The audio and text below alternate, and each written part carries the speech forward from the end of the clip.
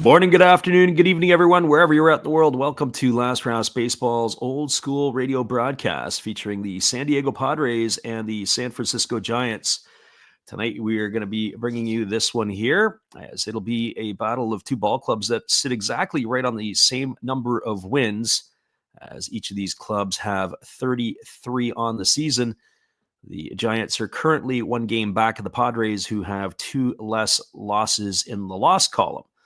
A divisional matchup and a divisional battle, which, of course, at the end of the year will potentially be for seeding, as it is going to be a four-horse race for the playoffs in the National League West. The Dodgers, of course, are considered to be the favorites, but the Giants and Padres are no pushovers, and don't sleep on the Arizona Diamondbacks, as they have the experience having been to a World Series in the last couple of seasons. We're first of all going to give you the starting lineups from the visitors from San Diego. Leading off and playing in right field tonight is number 23, Fernando Tatis Jr. Batting second at first base is number 4, Luis Arraez. Hitting third and doing the designated hitting is number 13, Manny Machado. In the cleanup spot in center field is number 3, Jackson Merrill. Batting fifth and playing shortstop is number 2, Xander Bogaerts. Batting in the sixth spot and playing second base tonight is number 9, Jake Cronenworth. Batting in the seventh spot and in left field is number 14, Tyler Wade. Hitting eighth and playing third base tonight is number 7, Jose Iglesias. And batting ninth, doing the catching, is number 17, Elias Diaz. And they're going to be facing the ace of the Giants staff. It'll be Logan Webb, who takes a 5-5 record to the hill. He has made 12 starts this year. He's worked 73 innings. He's allowed 72 hits, 27 runs. Only 23 have been earned. He has walked 17 and struck out 84, pitching to an ERA of 2.82. Well, that's your starting lineup for the visitors from San Diego. Now your lineup for the home team for the San Francisco Giants. Leading off tonight and playing in left field is number 17, Helio Ramos. Batting second in center field is number 51, Jung-Hoo Lee. Hitting third and doing the designated hitting is number 41, Wilmer Flores. In the cleanup spot and playing third base is number 26, Matt Chapman. Batting fifth in right field is number 5, Mike Yastrzemski. Hitting sixth at shortstop is number 2, Willie Adames. Batting seventh at first base is number 31, Lamont Wade Jr. Hitting eighth and doing the catching is number 14, Patrick Bailey. And batting ninth and playing second base is number 49, Tyler Fitzgerald. And the Padres are going to send Stephen Kolek to the hill. He has a 3-1 record this year. He's worked 30 2/3 innings, allowing 30 hits, 15 runs. All but one have been earned. He has 14 earned runs, 10 walks, and 24 strikeouts, pitching to an earned run average of 4.11. Well, those are your starting lineups. First pitch is about 3 minutes away. We'll be back in just a few. After this, it is Padres and Giants on the Last Raps Baseball YouTube channel when we return after this.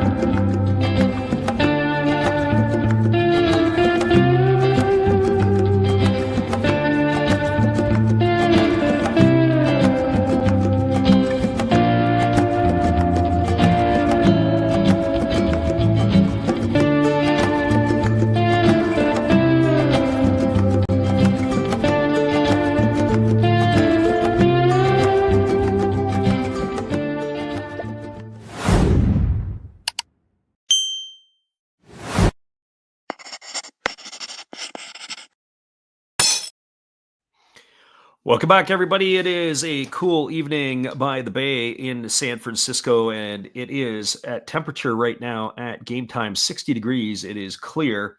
The wind is out to center field at 11 miles per hour, but if you've ever been to San Francisco, that is always changing and always will be changing. So we expect tonight that will be some point will cause havoc in the game. The umpires for tonight's game, it'll be Ryan Willis behind the plate. Lance Barksdale is over at first. Second base, it's John Bacon, with the umpire in the rocking chair down at third base tonight will be Will Little, as that is your umpiring crew for tonight's affair. The Giants are taking the field in their home whites as Logan Webb will begin his tune-up tosses. Logan Webb, we really enjoy watching him pitch. It's like watching a game of wiffle ball, the way that he can deliver for the Giants. Very, very difficult to hit. A lot of arm side run on his pitches, a lot of depth and tilt. And so, of course, Padre hitters are going to have themselves their hands full here with him tonight. On the flip side of the coin, Stephen Kolek is going to be getting his sixth start, as we had mentioned at the top of the stream. And he has been decent, working at least or averaging over 6 innings a start so far. And so he will be taking to the hill to go head-to-head. There was some news earlier today on Yu Darvish. Darvish threw a bullpen today, or a simulated pen. He'd thrown a couple games down in AAA on his rehab, and we knew that he was going to be throwing today. And they were saying that there's some speculation from former Padre closer Heath Bell that possibly Yu Darvish may be babying a bit of a tear. There might be a problem in the elbow. They haven't really disclosed that, but he was speculating, thinking that that might be the case. He's still got a couple more years left on his contract, and they're trying to do everything they can to avoid another surgery on the arm of the Japanese right-hander. And they definitely could use him in their rotation, could be the Padres. Well, Logan Webb is just about finished his tune-up tosses, and we're ready to get this one underway, as it'll be Tatis Jr., Luis Arias, and Manny Machado, the 1-2-3 hitters in the Padre order, to come to bat here to face the right-hander here on this cool, blustery Monday night. So for Tatis, he comes to the plate. He's hitting .265 on the season, 13 homers, and 28 runs batted in. As he is about ready to get this one going, Webb has completed his tosses, and the home plate umpire, Ryan Willis, has put this game underway. Batting from the right side here, Tatis, the Padres in their gray uniform with the pinstripes, tapes a first pitch fastball over for a called strike, and the count is 0-1. Luis Arias and Machado to follow here. The Padre order is a very dangerous order. They really can go about 7 deep. Fastball swung on, grounded over to second. Fielded easily and neatly by the second baseman Fitzgerald, who throws to first. And there's one up and one away here in the top half of the first. That's going to bring up the first baseman and Luis Arias. Well, for Arias, he's hitting .289 on the season, 3 homers and 21 runs batted in through 51 games. Getting the start today at first base as the right-hander delivers a 91-mile-an-hour fastball that backs him off the plate for ball 1. 1 ball and no strikes to Arias. For those of you who listen to our channel, there's a breaking ball that is waved at and missed. The count goes to 1-1. Interleague play in the NPB gets going later tonight, and we will try to be on that one for you, as we're looking to bring the Tigers and the Fighters to life. So if you're around in the middle of the night, come on in and check it out. Here comes the 1-0 offering as the right-hander delivers. It is a breaking ball swung on. It is lifted into left center field. Moving back on it is the left fielder Ramos, and then he had to come back in to be able to make the catch, and that is going to retire Arias for the second out of the innings. So 2 up and 2 away here for the Padres, and that is going to leave it all up to the designated hitter, Manny Machado. Well, for Machado, he's hitting .289 on the season. Sorry, check that. He's hitting .308 on the season, 7 homers and 27 RBIs. And the first pitch is a breaking ball waved at and missed. And the count quickly goes to 0-1. I was giving you a repeat of Luis Arias.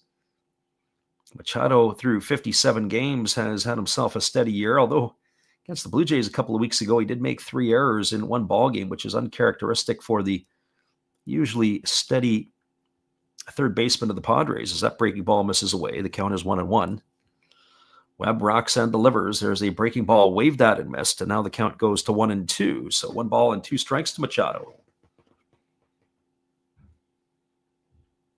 Waiting on deck is the center fielder Jackson Merrill. We haven't seen him yet this year. There's a fastball swung on. It is tapped softly back to the mound. Webb fields it. He underhand flips to first.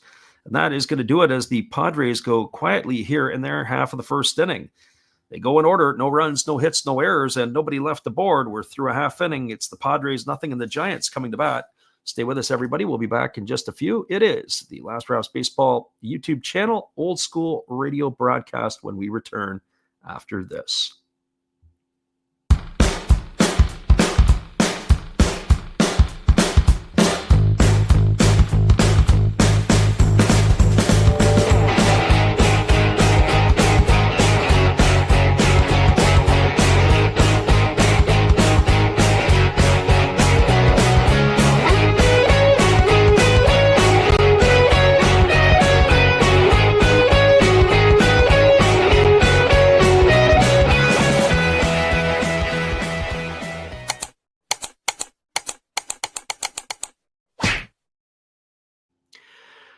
Nothing for the Padres. Giants coming to bat. We'll be back in just a couple moments with all the action, old school radio broadcast on the Last Raps Baseball YouTube channel when we return. Hello, this is Eric Fox, formerly of the Oakland A's and Texas Rangers baseball teams. If you want to learn about Japanese baseball, see Coach Fred of Last Raps Baseball. If you want baseball instruction, see Coach Fred. If you want to learn about golf, do not go to Coach Fred. Fred, what kind of club is this? At Last Raps Baseball, we know baseball.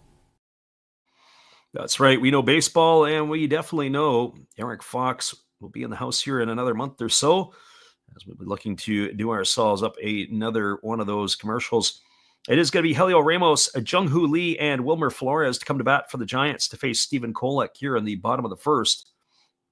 Kolek has a 3-1 record on the season through his 5 starts, as we are ready to get this one back underway. Ramos gets himself set in the batter's box, and the right-hander Kolek ready to go to work here. For Ramos, he's hitting .295 on the season. He's got 10 homers and 29 runs driven in. And the first pitch at 94 is taken for a called strike, and the count is 0-1. Ramos batting from the right side here against the right-hander Kolek. As Kolek works quickly and he rocks into the windup and delivers. There's a fastball swung on it. It's chopped over to the left side. And it's going to be Iglesias is going to have to hurry. And he's going to be able to leg it out for an infield hit. That ball was driven right into the ground. Iglesias had no chance to come and get it and make a throw. Ramos gets down the line pretty well, and he's got himself a leadoff single here to begin the bottom of the first inning. And that'll bring up the center fielder in Jung-Hoo Lee. Well, for Lee, he's hitting .277 on the season, 6 homers and 31 runs driven in. As he gets set at the plate here, batting from the left side, very open stance. As the right-hander kicks and delivers, there's a fastball that is lifted foul into the seats over behind the third base dugout. The count is quickly 0-1. So no balls and 1 strike. Padres and Giants. And so if you're new to the channel, we appreciate for the folks stepping in to listen tonight. There's a fastball missing upstairs, and the count goes even to 1-1. Defensively tonight for the Padres from left to right field, it's Tyler Wade is in left, Jackson Merrill in center. The right fielder is Fernando Tatis Jr. As the right-hander ready to deliver. Kolek kicks and fires. Fastball swung on and lifted foul down the third base line. It's going to reach the seats, and the count goes to 1-2. Around the horn from first to third for the Padres, it's Arias at first, Cronenworth at second, Bogarts at short, and the third baseman's Iglesias tonight with the battery of Kolek and Diaz. Here comes the 1-1 offering as the right-hander kicks and fires. It is a fastball swung on and fouled away. 1-2 it is here to Jung-Hoo Lee.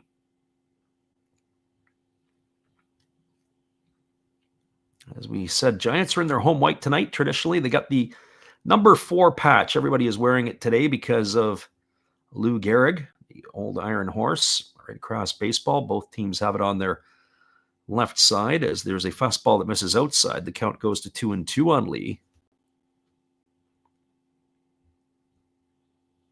So 2 balls and 2 strikes. A little old school radio, but some old school studying in the dugout as Logan Webb is looking at the scouting report of the upcoming hitters. There's a breaking ball swung on.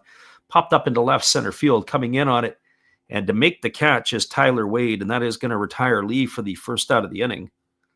So one gone here. It'll bring up the designated hitter in Wilmer Flores. Well, for Flores, he's hitting .252, 10 homers and 47 runs driven in. Showing himself a pretty good season here as he gets in to face the right-hander for the first time.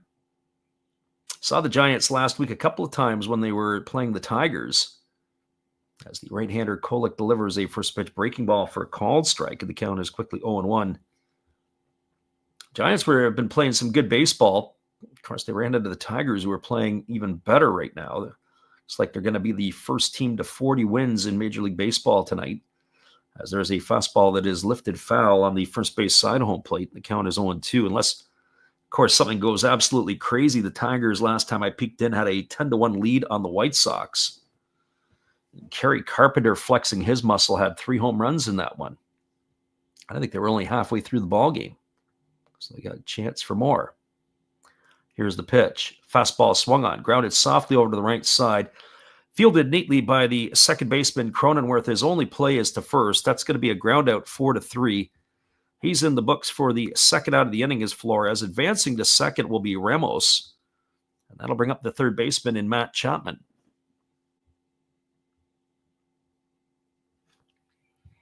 Well, for Chapman, he's hitting .235 on the season, 10 homers and 26 runs driven in. As he steps in the box here to face Kolek, as he checks the runner over at second, Ramos. Pitch on the way is a breaking ball, taken for a called strike, and the count goes to 0-1. So no balls and 1 strike to Chapman.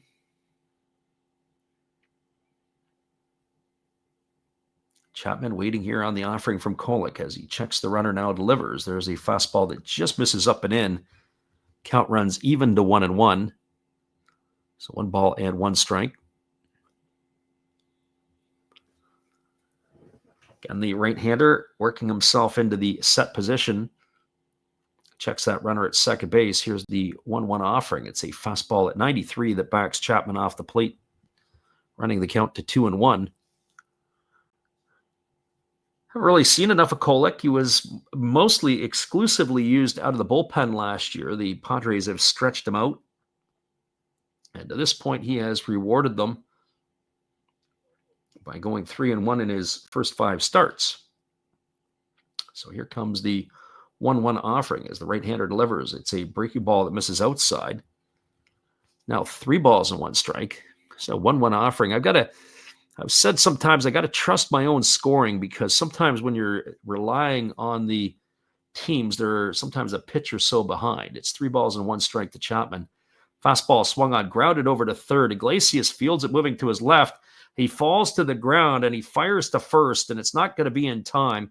Iglesias did a great job just to stop the ball. That probably saved the run. If that ball would have got through into left field, the likelihood of Ramos scoring would have been very high. He dove, unable to throw the runner out as he had spun, and they were able to keep the runner at third. That's going to go as an infield hit for Chapman. Ramos is going to be safe at third. It's going to bring the right fielder Mike Yastrzemski to the plate. So that brings Yastrzemski to the dish. He's hitting .239 with 5 homers and 17 RBIs. So the first pitch on the way is a fastball that just misses low, and the count is 1-0. There have been some fireworks across Major League Baseball the last few days with balls and strikes. The Tampa Bay Rays shortstop yesterday was at Walls. Got himself tossed out of the game for tapping the helmet as if he wanted a ABS challenge, as there's a breaking ball that misses down, and the count's 2-0 to Yastrzemski. Home plate umpire didn't appreciate it and ran him from the game, and then he went absolutely ballistic. He did a couple of players and a couple of coaches to keep him from attacking the home plate umpire. Here comes the 2-0 pitch. Fastball catches the outside corner, and the count now goes to 2-1 on Yastrzemski. Kolek getting ready to go back to work again as he gets his sign from his catcher Diaz. Works himself to the set position. Here's the 2-1. Fastball catches the outside corner, and the count runs even to 2-2. 2 balls, 2 strikes. Runner at third, Ramos. Runner at first is Chapman. 2 gone here in the last of the first inning. Giants are threatening. Kolek is going to step off the backside as Yastrzemski has taken his offensive timeout. And now we're ready to resume the action as it's the 2-2 pitch ready to come here. Kolek kicks and delivers. There's a fastball swung on. It is lifted down the left field line. It's slicing towards the seats. And unable to catch up with it is Tyler Wade, as it is going to hit the wall before he could get there. That's going to keep the count at 2-2 to Yastrzemski. Certainly one thing that's different, or at least in this one right now, is the amount of pitches in the first inning. Webb only took 9 pitches to get out of inning number 1. Kolek is now going to be ready to deliver pitch number 22 here. So pitch efficiency from the right-hander. There's a fastball that swung on and missed. Yastrzemski's in the books. He's gone for the third out of the inning, and that will do it here for the Giants in inning number 1. They threaten, but they don't score. There was no runs, 2 hits, no errors, and 2 runners left aboard. You are through 1 complete in San Francisco. Your score is the Padres 0 and the Giants 0. Stay with us, everybody. We'll be back in just a few with all your action right after this.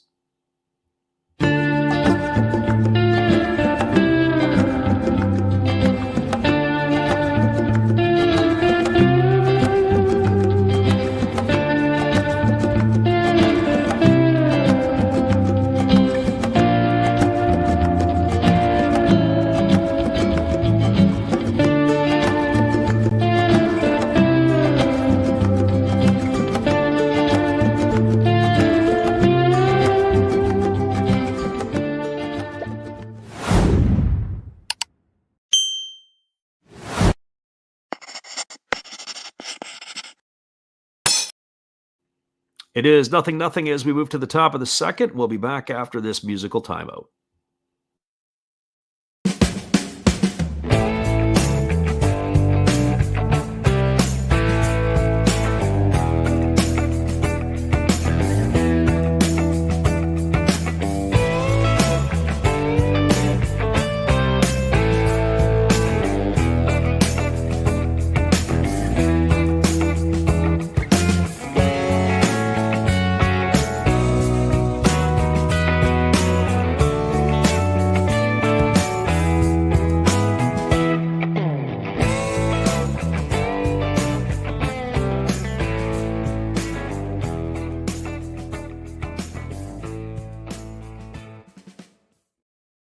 Welcome back, everybody. It is going to be the heart of the batting order to come to bat for the Padres here in inning number 2. That means Jackson Merrill, Xander Bogaerts, and Jake Cronenworth.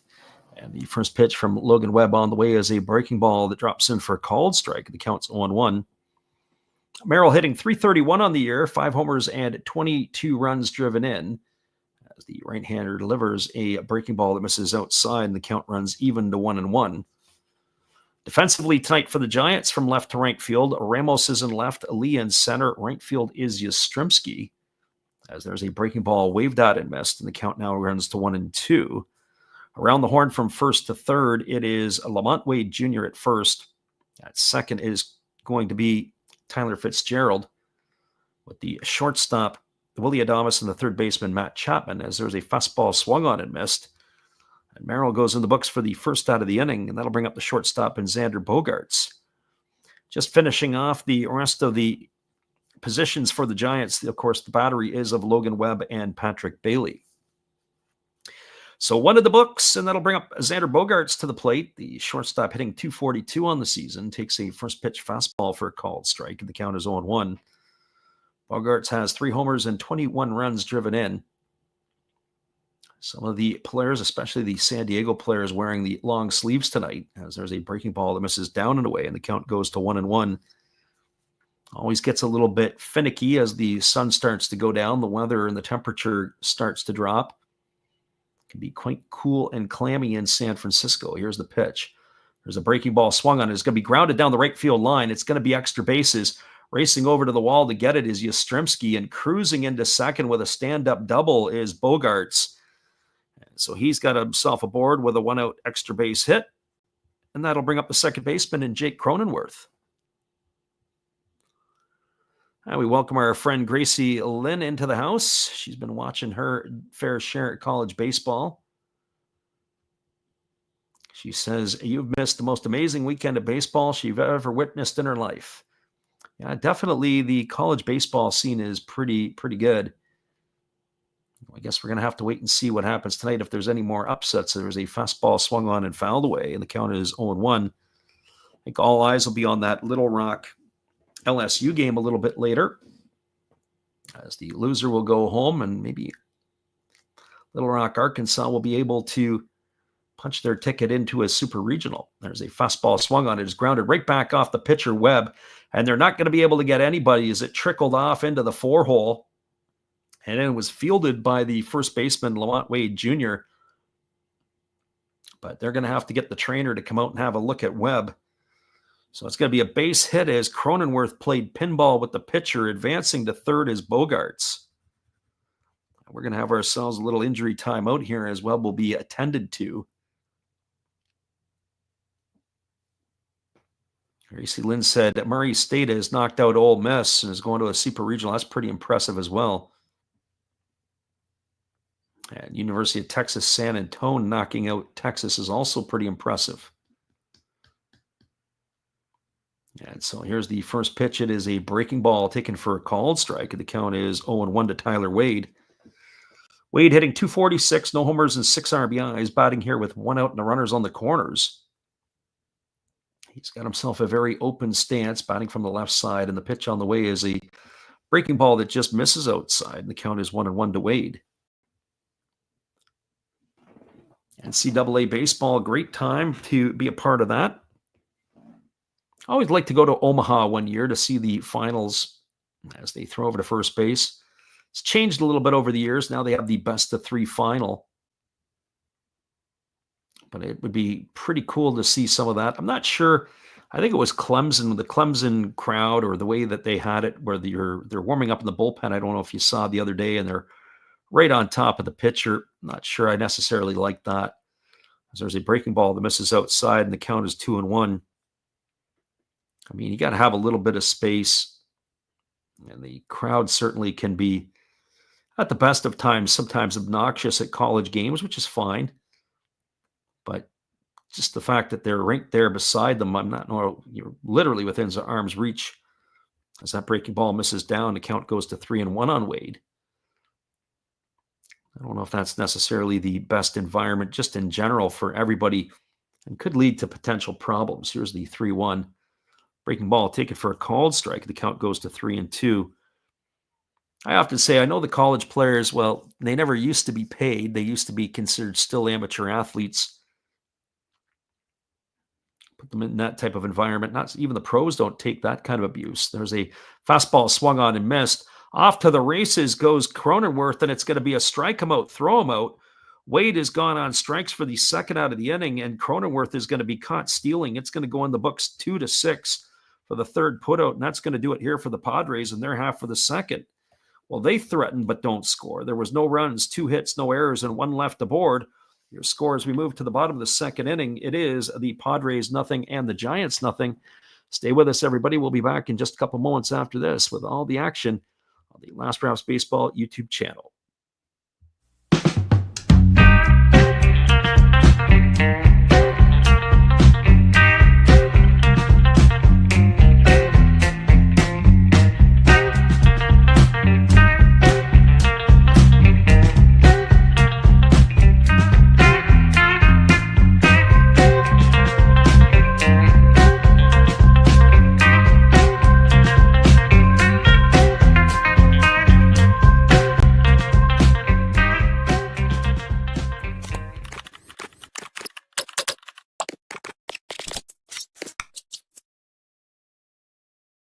It is our buddy Steve Rademacher who will provide you this introduction, and we'll be visited by him through the night.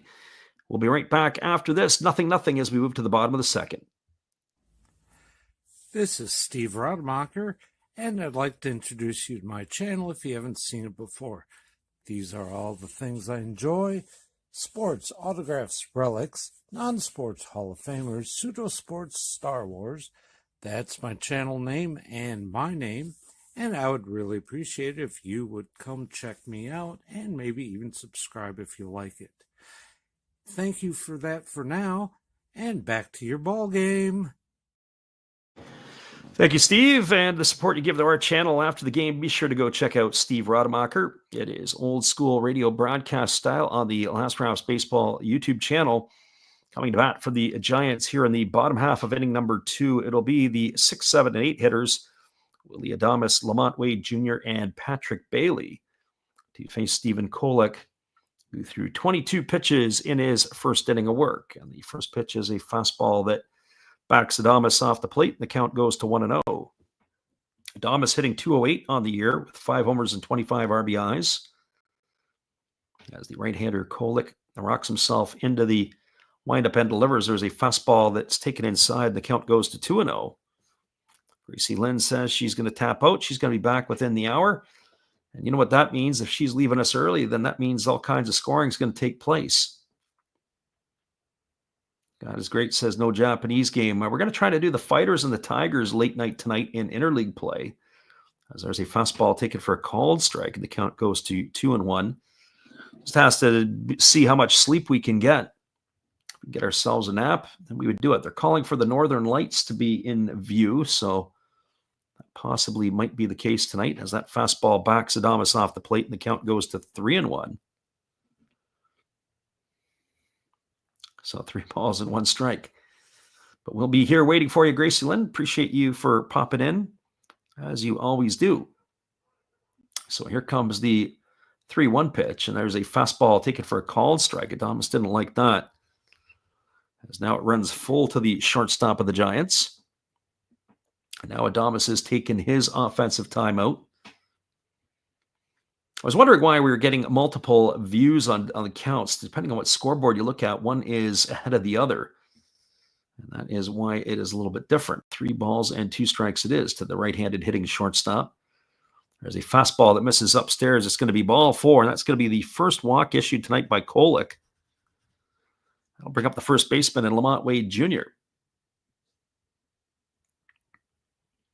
Well, Wade Jr.'s got all kinds of things in his game, and one of them is he does like to drop some bunts down, so we'll keep an eye for that.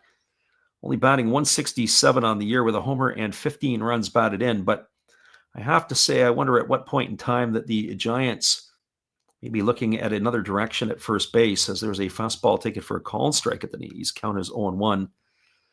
They are winning ball games, as they are 33-26, 7 games above 500. You have to start thinking that Lamont Wade Jr. better pick up the pace here, or there might be another alternative on its way. There's a fastball taken for a called strike, and the count goes to 0-2. I know certainly in the minor leagues that there are players coming for the Giants, as the pitch is ready to come here to Wade Jr. There's a fastball swung on. It is lifted foul into the seats down the third base line. And the count remains at 0-2. There are some finals around Major League Baseball today, including the Rockies knocking off the Marlins for their 10th win of the year. So I guess we're going to have to wait and see how that will shape up for them. I think they're 10-50 now, if I'm not mistaken. There's a fastball inside that comes in and is hit Wade Jr. And it looks like it caught him in the hand. And he is going to make his way slowly and gingerly down to first base. This is the second time tonight the trainers had to make the run out of the dugout. The first time was for Logan Webb on a comebacker. And he is going to go and take a peek here at Lamont Wade Jr. Get a look at that. It looked like it might have just caught him on the pinky. He does choke up on the bat a bit. And boy, I don't know. I wonder if the Padres want to have a look at that one to see if he actually did get hit or not. Probably did, but it looked like it caught maybe more of the bat than the hand. I'm just going to wait and see here as Wade Jr. is being examined by the trainer. Bob Melvin is also out here. Luis Arias, the first baseman for the Padres, in and looking at it as well. That was a really interesting spot where he got hit.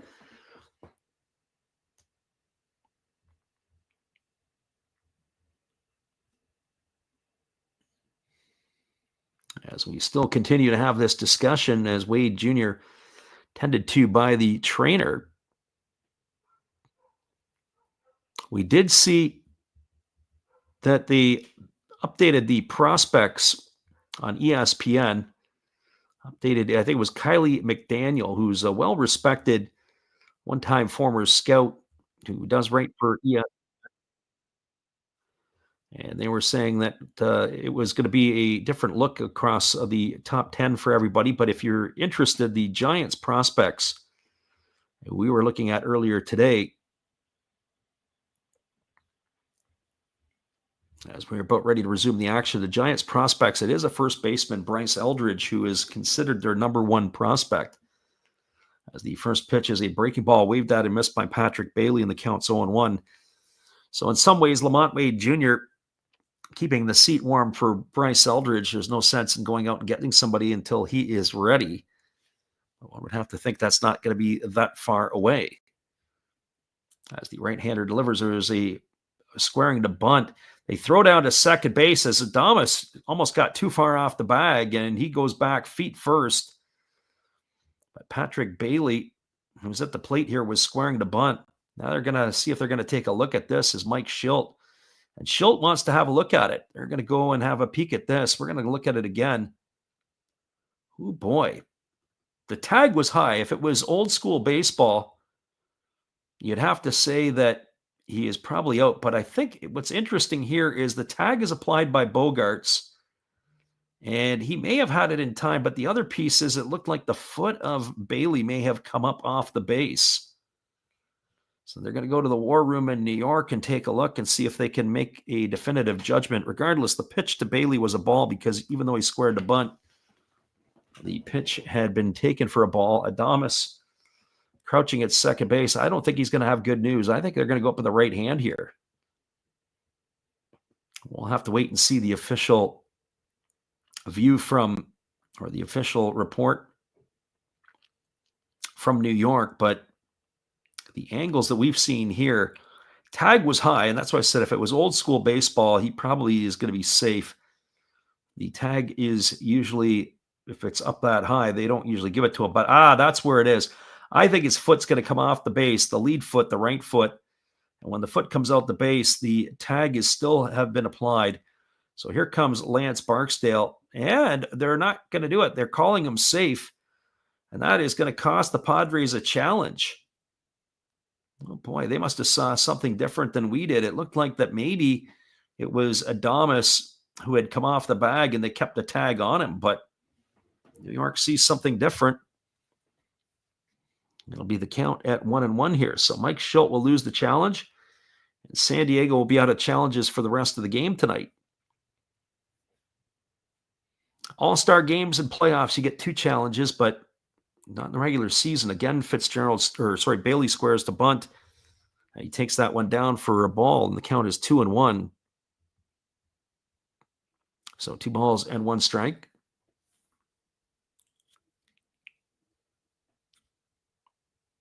Interesting. Xander Bogaerts got a candy bar in his pocket, and he's eating it in the middle of the game. There's a fastball that misses down and in, and the count now goes to 3-1 on Bailey. Oh, boy, I have a feeling we might see some fireworks tonight. I just get this feeling. Ryan Willis here, there's been some close calls that have not gone the way of both of the Padres, certainly already in this game. It kind of makes you wonder if there's going to be some fireworks. Fastball misses outside. It's got to be ball 4. Kolek on the mound. You can see he's frustrated. That's going to be ball 4. It's going to advance Adames over to third. Wade is over to second. Bailey is the runner at first. And that's going to bring the pitching coach of the Padres out to the mound as these bases are loaded without the need of a hit at this point by the Giants. So Adames walks, Wade Jr. hit by a pitch, and Bailey walks to make the base is loaded. And we are just going to take a moment here while this discussion is going on. We were talking a little bit about the June update of the prospect rankings, and we started with the Giants. Now, the Giants in their top 10, according to the ESPN reporter or the ESPN analyst, Kylie McDaniel, basically what he has to say is that there's only 3 pitchers that would find their way into the top 10 of the Giants. It's a prospect-heavy offensive piece for the Giants right now. So the pitchers, Carson Wisenhunt, who's number 2, Joe Whitman 5, and Trevor McDonald would be the 10th prospect. All the rest are positional players, including that Bryce Eldridge at number 1 in the system. As the right-hander Kolek kicks and delivers, there's a fastball that catches the outside corner and counts 0-1 to Tyler Fitzgerald. Fitzgerald batting .270, a couple homers and 7 RBIs. Batting from the right side here against the right-handed throwing Kolek. Giants threatening here in the bottom half of inning number 2. Pitch on the way. Fastball misses outside, and the count goes even to 1-1.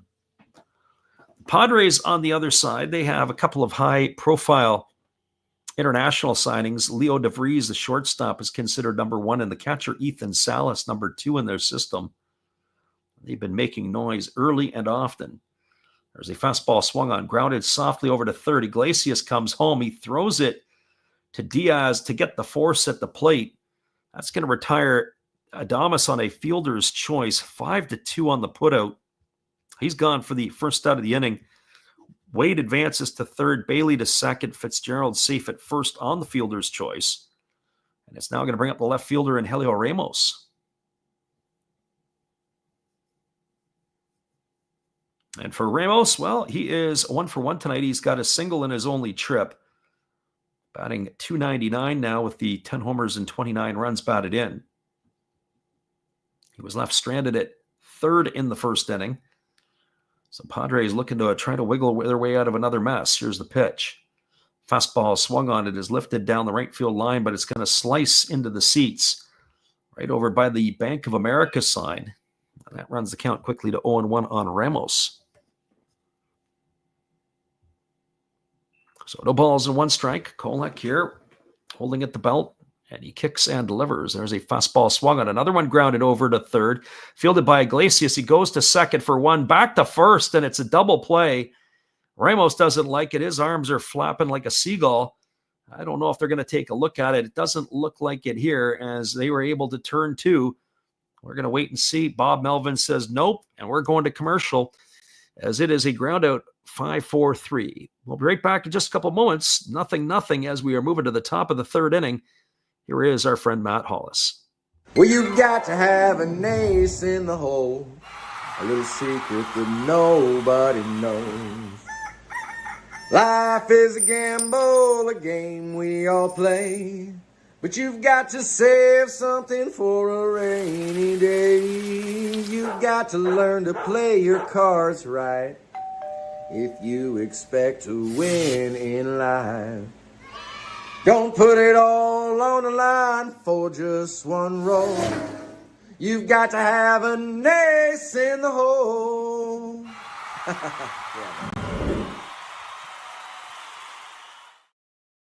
That's right, everybody. It is our friend Matt Hollis, and coming to bat will be the Padres, Iglesias, Diaz, and Tatis when we return after this.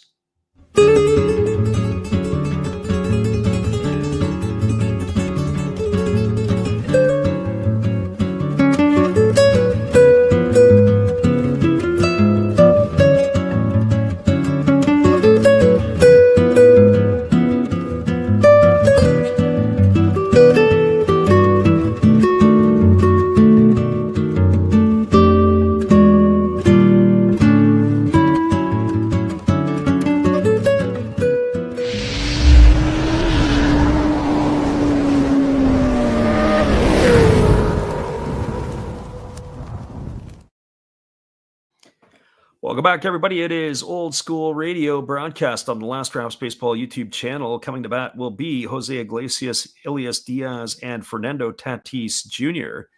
Certainly that last half inning belonged defensively to Iglesias. making the play to throw the runner out at the plate for the first out on the fielder's choice that Tyler Fitzgerald had bounced into, and then turning the 5-4-3 double play to end the inning. Iglesias giving the night off to Manny Machado, and you've certainly did a great job of that. The first pitch delivered to the right-handed hitting Iglesias was taken for a called strike, and the count is 0-1. And now the fastball misses inside, and we're now even at ones. So 1 ball and 1 strike. Iglesias hitting .245 on the year, no homers and 12 runs driven in. Takes a breaking ball down and away, and the count goes to 2-1. So 2 balls and 1 strike. Casey Schmidt on defensively for Lamont Wade Jr. As the fastball misses upstairs, the count goes to 3-1. Wade Jr. hitting the hand. The pitch in that last half inning. So now his day is done. And the pitch on the way is a fastball taken at the knees for a called strike.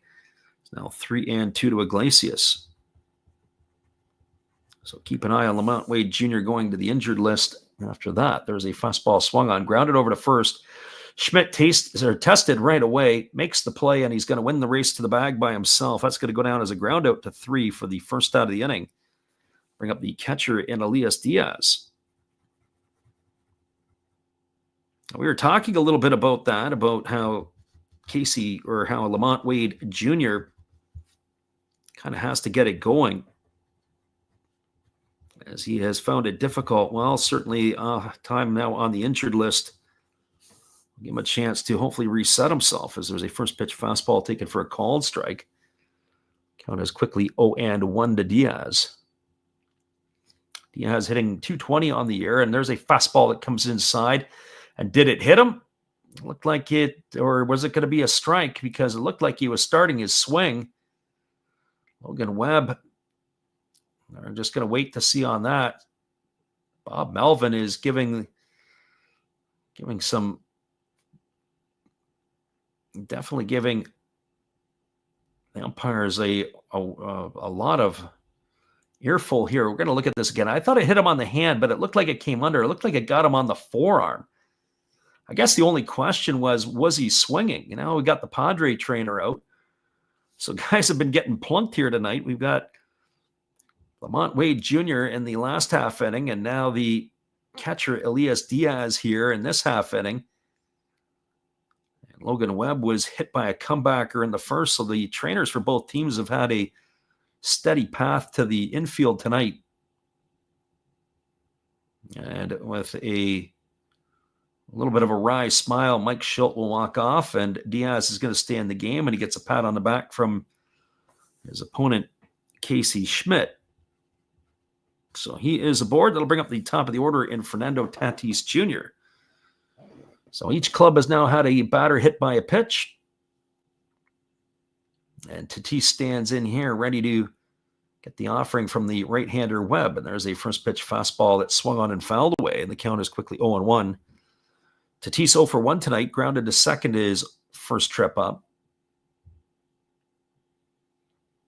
As the right-hander Webb leaning back in, getting the sign from Patrick Bailey. Pitch on the way. Fastball misses upstairs. Count goes even to 1-1. So 1 ball and 1 strike. For those of you who are new to the channel, we appreciate those who come in to listen. As that fastball misses inside, we do a lot of late night stuff with the Japanese League. And interleague play is going to be getting going tonight. So if you're up in the wee hours of the night, come and join us, as it'll be a battle of 2 first-place clubs, the Tigers and the Fighters. There's a fastball swung on. It is fouled right back off of the home plate umpire. And it was able to get the umpire, Ryan Willis, right in the right arm. Looks like he might have got it on the foul tip. Actually, it deflected off his chest and then got his arm. Bailey immediately went right around to check on him. So a little bit of pinball got him. He was very fortunate. It deadened the blow. And there's a pitch. It's a fastball taken for a called third strike. Oh, Tatis stood there like the house by the side of the road. He watched it go by for out number 2, as he's going to take the slow saunter back to the dugout. So Webb with a lot of arm side run on that fastball. Picks up by our count tonight the 3rd strikeout of the evening. going to leave it all up to Luis Arias. And the first pitch from Arias is taken for a called strike, and the count is 0-1. Arias entered the game hitting .289. His average has slipped a little to .288. As the right-hander delivers, there's a breaking ball taken for a called strike, and the count goes to 0-2. So no balls, 2 strikes it is. Padres and Giants from San Francisco and at Oracle Park, as there's a breaking ball swung on and it's grounded foul past the bag at third base. Count remains at 0-2. No balls, 2 strikes.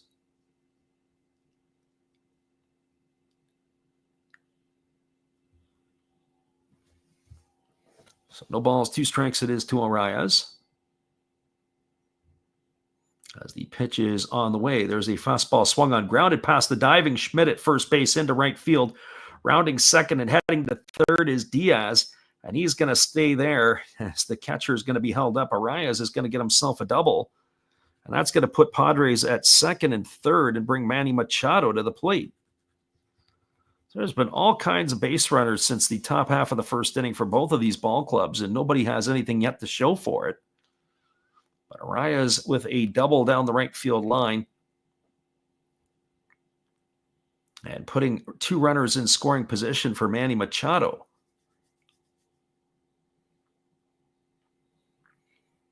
So Machado 0 for 1 tonight. He has grounded to the pitcher his only time up. And the first pitch is a changeup that misses down, and the count is quickly 1-0.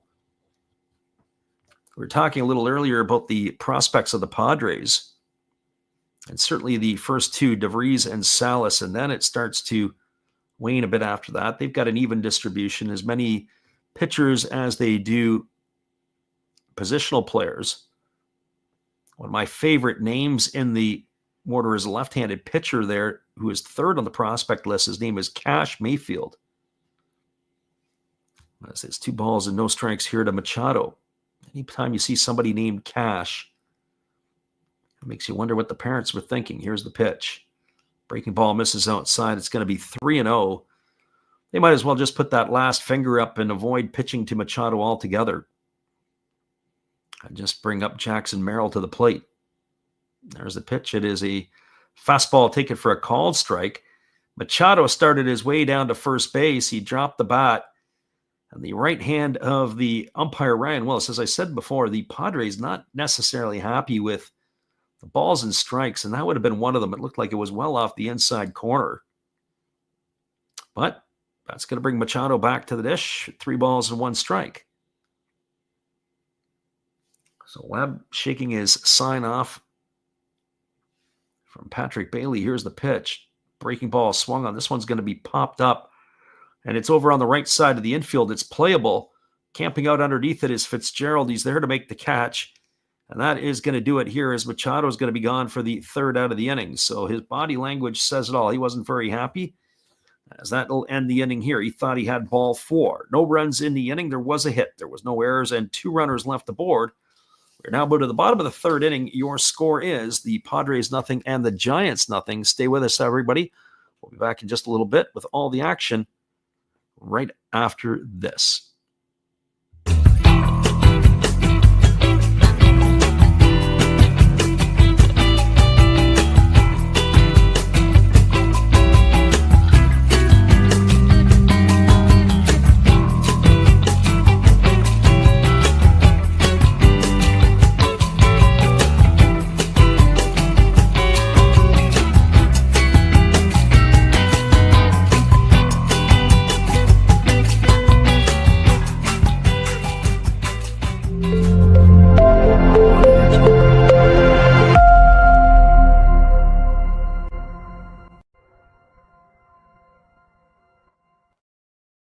It is Giants and Padres Old School Radio. Here is our friend Steve Rademacher. Be sure after the game to go check him out.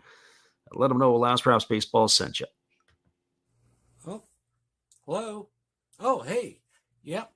I'm just sitting here listening to Freddie call another game here on YouTube.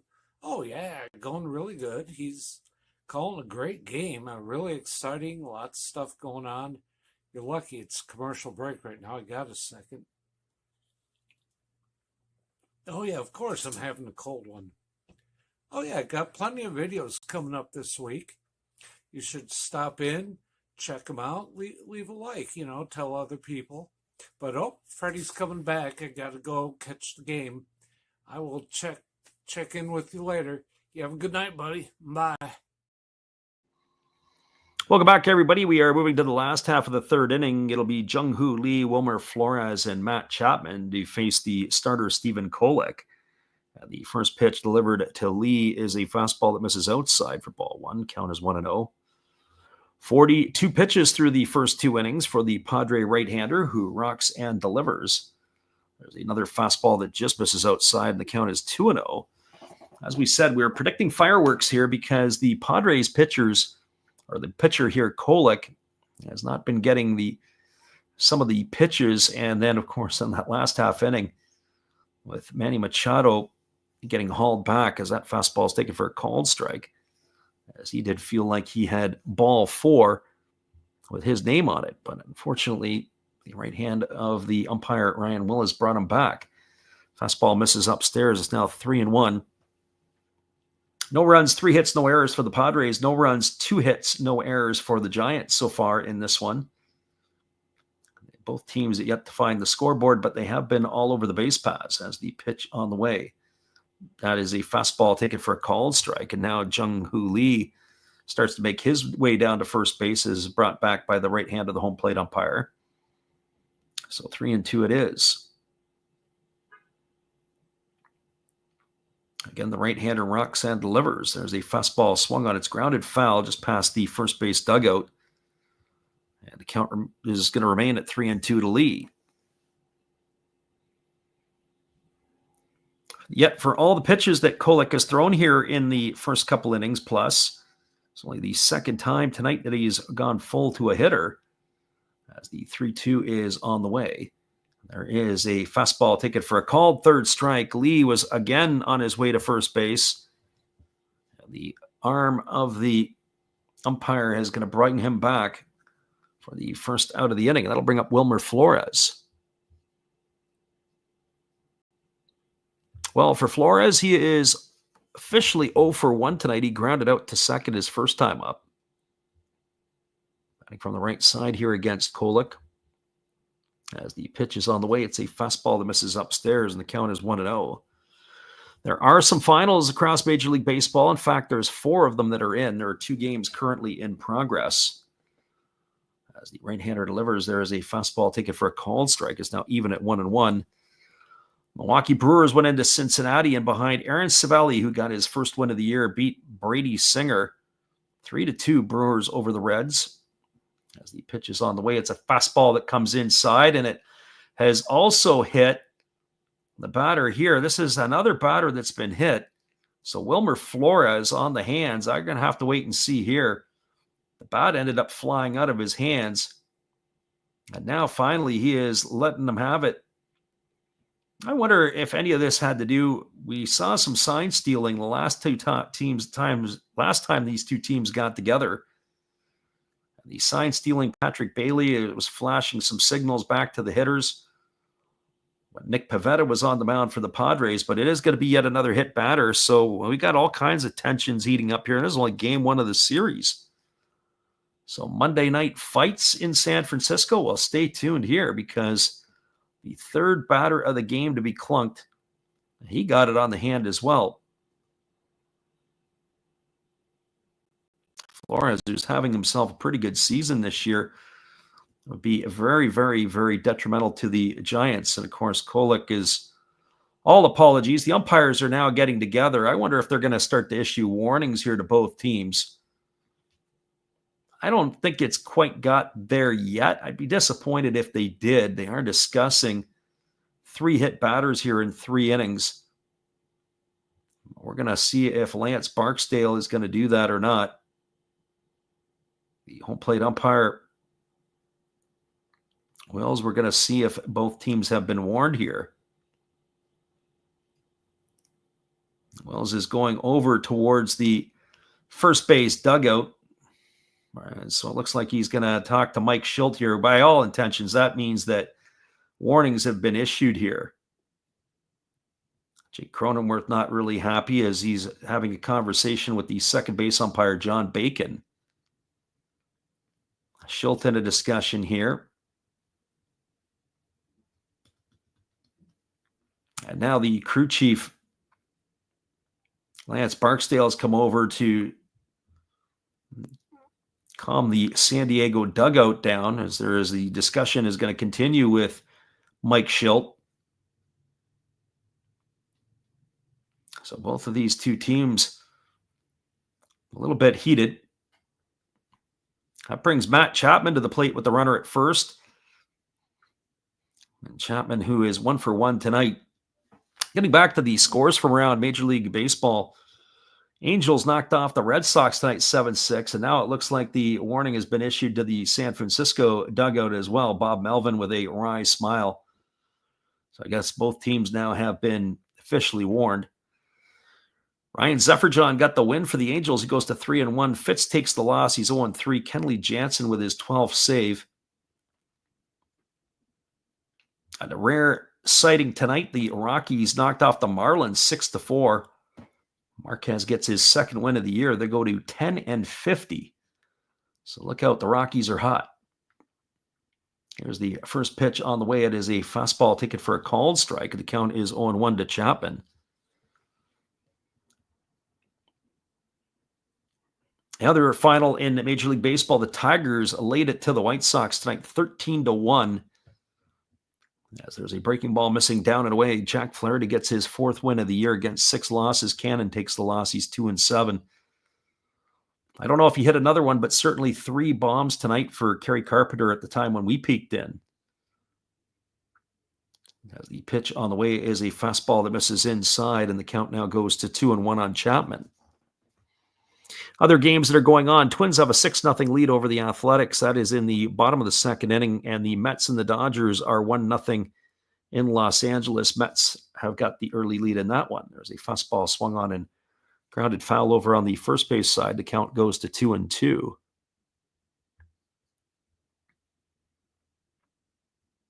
The Rockies, we thought the White Sox were a bad outfit last year. The Rockies are doing their best to try to make sure that everybody forgets about what the White Sox did in 2024. As the right-hander kicks and fires, there's a fastball that misses upstairs, and the count goes to 3-2 on Chapman. It was only the 3 home runs by Carpenter tonight. Tigers ended up hitting 5 in the game, including Dingler and Wenceel Perez. There's a breaking ball swung on line right over to the third baseman. There they go to second for 1, actually, and that's going to be a double play. It was on 1 hop, so that's going to be a 5-4-3 double play. I thought he might have caught it in the air, and that is going to do it here as Chapman is gone at first for the 3rd out.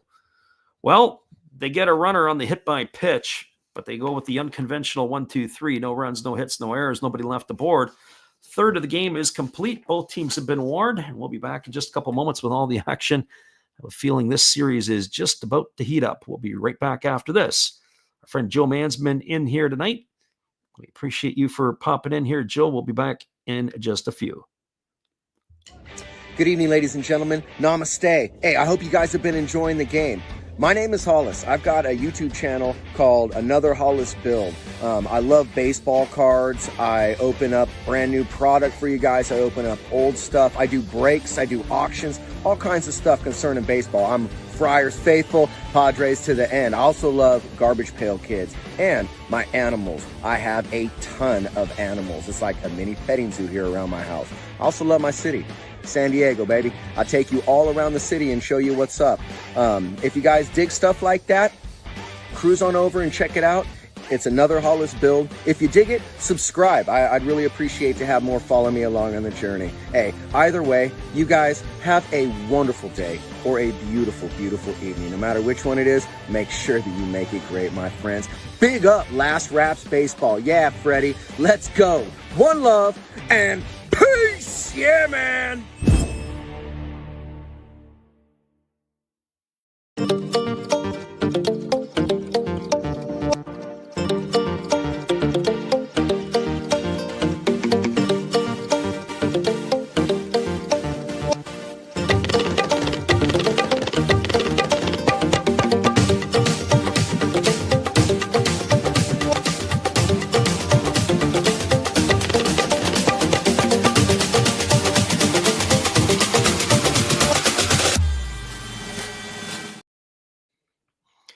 Welcome back, everybody. It is going to be Jackson Merrill, Xander Bogaerts, and Jake Cronenworth to come to bat here in inning number 4. The first pitch delivered to Merrill is a fastball that misses outside, and now Merrill swings and fouls one off over on the first base side. Count is even at 1-1. Merrill 0 for 1 tonight, struck out in the second inning, his only time up, facing Logan Webb as the right-hander rocks and delivers. Breaking ball taken for a called strike. Count now goes to 1-2. 46 pitches through the first 3 innings for the San Francisco right-hander. Webb has been very effective so far, able to get himself out of the jams he's put himself in, as there is a fastball swung on, grounded over to Schmidt. Fields it, he's going to win the race to the bag, and that's going to be a 1 away here. So 1 up and 1 away in the 4th. It'll bring up the shortstop in Xander Bogaerts.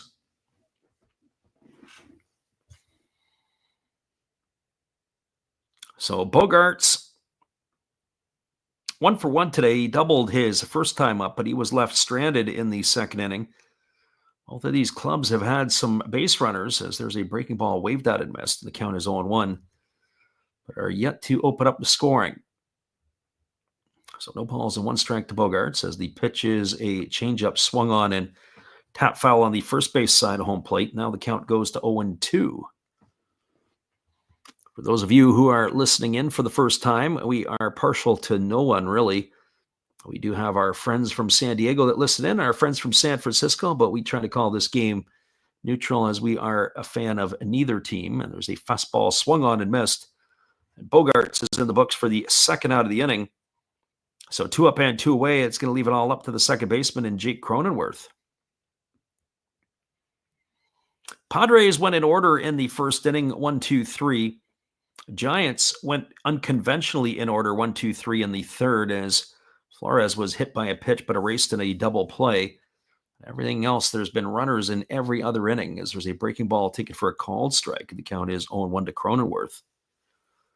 Cronenworth singled, and he was caught stealing, gunned down in the second inning on a strike him out, throw him out. It was a double play, as Tyler Wade had gone down on strikes. That was an opportunity for San Diego to potentially put some more runners, or put the runners in scoring position, both at the time, as there's a breaking ball swung on and fouled away into the feet of Cronenworth, and the count now goes to 0-2. So no balls and 2 strikes. As we mentioned earlier on, we're going to try to do a late night game in the Japanese League. That'll go off at 2 a.m. Pacific or 5 a.m. Eastern. As the pitch on the way is a fastball taken for a called third strike. Cronenworth stood there like the house by the side of the road. He watched it go by, and for the third out of the inning, and that is going to do it here for the Padres. They go in order. No runs, no hits, no errors. Nobody left the board. We're now moving to the bottom half of inning number 4. We are where we started. It's the Giants nothing and the Padres nothing. Hang with us, everybody. We'll be right back. Our friend Hector says, as we are a fan of neither team. Yes, who has the advantage? If placing bets on which team will come out on top today, if I had to go with somebody today, I'd be leaning toward the home team, which would be the Giants. We'll be back in just a couple moments. Thanks for being with us here. We'll be right back after this. It'll be Yastrzemski, Adames, and Casey Schmidt to come to bat when we return.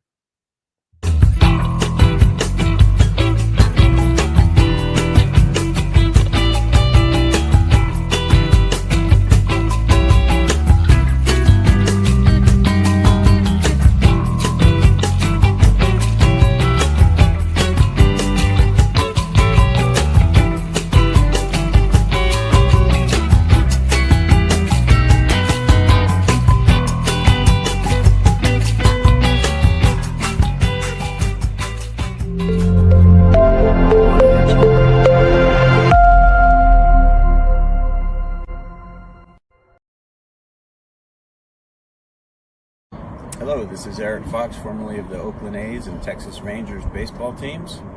If you want to learn about Japanese baseball, see Coach Fred of Last Raps Baseball.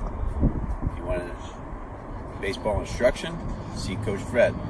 If you want to learn about golf, do not go to Coach Fred. Fred, what kind of club is this? At Last Raps Baseball, we know baseball. That's right, everybody. We know baseball, and we know that it's a 0-0 ball game as we cruise to the bottom of the fourth. That means Mike Yastrzemski, Willie Adames, and Casey Schmidt to come to bat here to face Stephen Kolek in inning number 4 as there's a breaking ball that misses upstairs for ball 1. Yastrzemski struck out his first time up, 0 for 1 tonight, seen his season average dip to 238. Our friend Joe asks if we're going to be calling the World Baseball Classic next year. Yep, for sure. As that breaking ball misses down, it's now 2-0. We did the qualifiers. I think we did about 10 qualifying games this year. Get ourselves ready for the season. As there is a fastball that just misses up, and the count goes to 3-0. So that is on the slate for next year. We did the Premier 12 in the fall. That was a lot of fun. Tons of people in from all parts of the world as there's a fastball taken for a called strike. In a lot of ways, a B-grade tournament because the Americans sending a lot of AAA players, some guys that were former major leaguers that were looking to represent Team USA in the twilight of their careers. That fastball was lifted foul down the third base line, and the count is 3-2 here to Mike Yastrzemski. A young fella from Menlo, California, hauls that one in down the third base line. Him and his friends celebrating. So the right-hander kicks and fires. It is a fastball swung on. This ball is lifted down the left field line, slicing, but underneath it and making the catch is the left fielder Wade. He's going to retire Yastrzemski for the first out of the inning. So 1 up and 1 away. That'll bring Willie Adames to the plate. So we'll have to see if those warnings to both teams will settle everybody down a little bit here tonight. As we mentioned, there were 3 batters hit by pitches so far in this one. Diaz by Webb, and then Lamont Wade Jr. and Flores by Kolek, as there's a breaking ball that misses down. 1 ball and no strikes to Adames. Lamont Wade Jr. has left the game as he's been replaced by Casey Schmidt. He got hit on the hand. Fastball swung on, grounded to third. Iglesias fields it, fires to first, and that's going to retire Adames on a ground out, 5-3 for the second out of the inning. It's going to leave it up to the first baseman, Casey Schmidt. And the aforementioned Schmidt, as we mentioned just a couple of moments ago, as he is the one who was come in to replace Lamont Wade Jr. There's a first pitch fastball that misses, and the count is 1-0. I'm not sure about the prices in San Francisco, but we've been in Seattle and Detroit this year as there's a fastball at the knees taken for a called strike, and the count goes to 1-1. And the cost of the products that they're charging people to bring into the games is unbelievable, or not bring into the games, but they have to buy at the games. Fastball swung on and missed. Count is 1-2.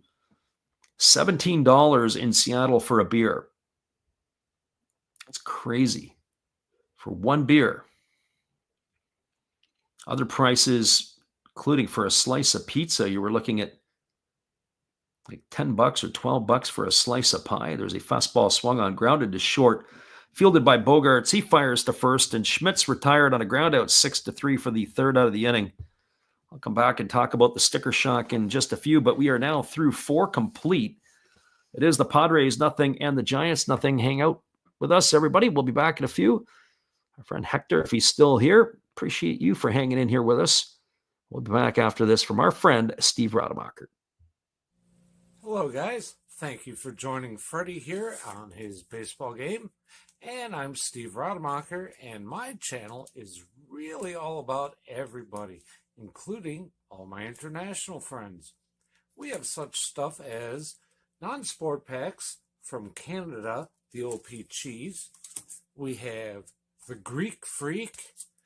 We have money from around the world. We have lira. We have yen. We have francs. We have pounds. We have Deutschmarks. We have all kinds of cool stuff like that. We even have some cooler things like Japanese women wrestlers, and OPC baseball cards where I cannot read the back.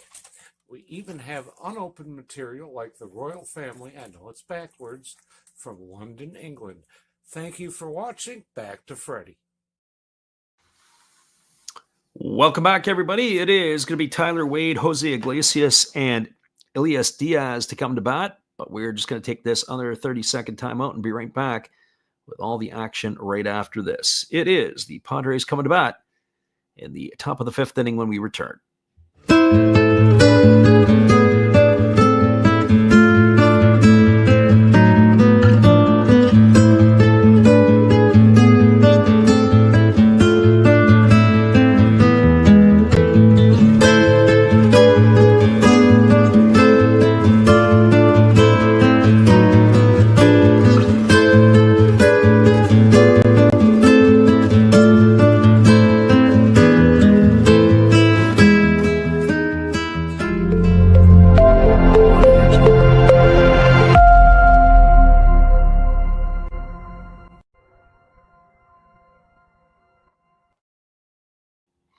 Welcome back, everybody. Tyler Wade at the plate here. And it's 1-1 as we're a little late to get back in the saddle. There's a breaking ball swung on, grounded over to short. Fielded neatly by Adames. He throws to first, and Wade's going to be retired on a ground out 6-3 for the first out of the inning. So 1 up and 1 away. That'll bring up the third baseman in Jose Iglesias. Our friend Gracie Lynn was keeping us updated on the NCAA scores. There were 6 games tonight in the NC2As, Division I. We'll get you some of those finals here as University of Tennessee is going to move on. They beat Wake Forest today 11-5. Also, another final, Murray State has upset Ole Miss, and the final score there, 12-11. So the number 10 seed Ole Miss going home on their home soil. Murray State, the Murray State Racers coming in and knocking off Ole Miss and going on to a super regional. There's a fastball taken for a called strike. The count's 0-1 to Iglesias. Oregon State knocked off Southern Cal 9-0 as they are going to carry on. It will be the Beavers as there's a breaking ball taken for a called strike. The count's 0-2 to Iglesias. University of North Carolina, the 5 seed, beat Oklahoma 14-4 today. As the right-hander delivers again, a breaking ball missing down. It's 1-2. The 2 games that are currently going on, LSU, who is the home team, bottom of the 5th inning, Little Rock is beating LSU 5-4. That game's in Baton Rouge. That'll probably be a big-time crowd for that one. And then the University of Miami is beating Southern Miss 5-1. That is in Hattiesburg, Mississippi. So if Miami wins, they're through as well. As that breaking ball misses down, the count goes to 2-2. So lots of action, potential upsets in the NCAA going on tonight. Our friend Jimmy in the house, there's a fastball swung on and fouled away. The count remains at 2-2. Jimmy, I sent you a message earlier on, so hopefully that answers your question with regards to the Lynx. As the right-hander kicks and delivers, there's a breaking ball that misses down, and it's now 3 balls and 2 strikes to Iglesias. Jimmy was asking us earlier about our referral link about using StreamYards. Says if you're new to streaming or looking to level up, check out StreamYards and get a $10 discount. As there's a fastball swung on it, is tapped softly over to short. They're going to have to hurry. Adames fields on the run, and he fires it away. And he throws it. It looks like, did it go into the San Diego dugout? We're going to have to wait and see here. Or if it just went off of the fencing. Regardless, it is going to be Iglesias safe at first base. I don't think they would have been able to make the play anyway. So kind of a needless throw by Willie Adames. The ball was chopped over the head of the pitcher. He had to really charge it hard, field it on the backhand. We'll get a look at the replay to see if it did go into the dugout or not. It looked like it did. So I think that's going to be a single and then an error charged to Adames. I don't know if they're going to give the hit there or not to Jose Iglesias. I guess we'll have to wait and see what the official score says. As there's a breaking ball that misses outside to Diaz. It is going to be a single, and it is going to be an error charged to the shortstop. So Iglesias is the runner at second with Diaz batting here. And now the 1-0 on the way. There's a fastball taken for a called strike. The count runs even to 1-1. So 1 ball and 1 strike.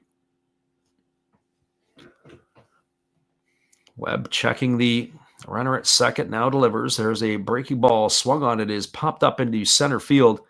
Camping out underneath it is Lee, and he makes the catch. And he fires that one back in. That's going to retire Diaz for the second out of the inning. It'll bring up the top of the order in Fernando Tatis Jr. Well, for Tatis Jr., he is 0 for 2 in this one. He's grounded out and he has struck out.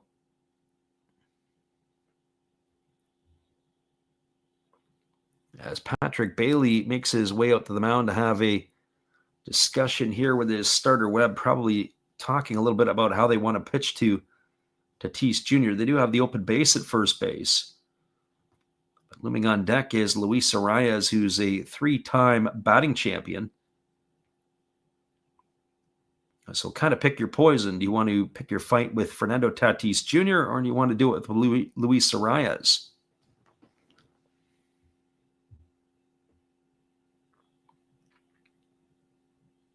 So waggling the bat is Tatis Jr. and the first pitch coming from Webb is a fastball that catches the outside corner for called strike. Tatis has grounded to second and struck out looking in his 2 trips to the plate. As the right-hander again works himself set, now delivers. There's a changeup that misses down, and the count runs even to 1-1. So 1 ball and 1 strike.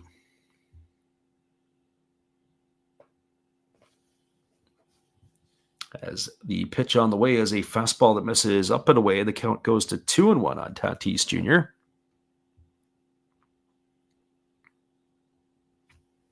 Right-hander Webb getting his signs. Checks that runner over at second base. Iglesias gets the secondary lead. It's swung on and fouled away, and the count now even at 2-2 to Tatis Jr.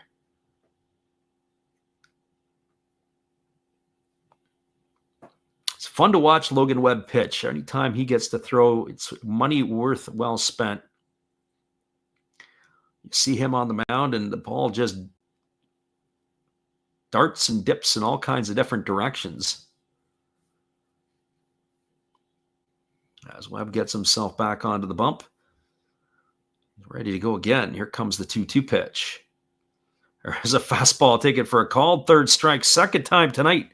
Tatis has gone down looking. All that backdoor run on the pitch.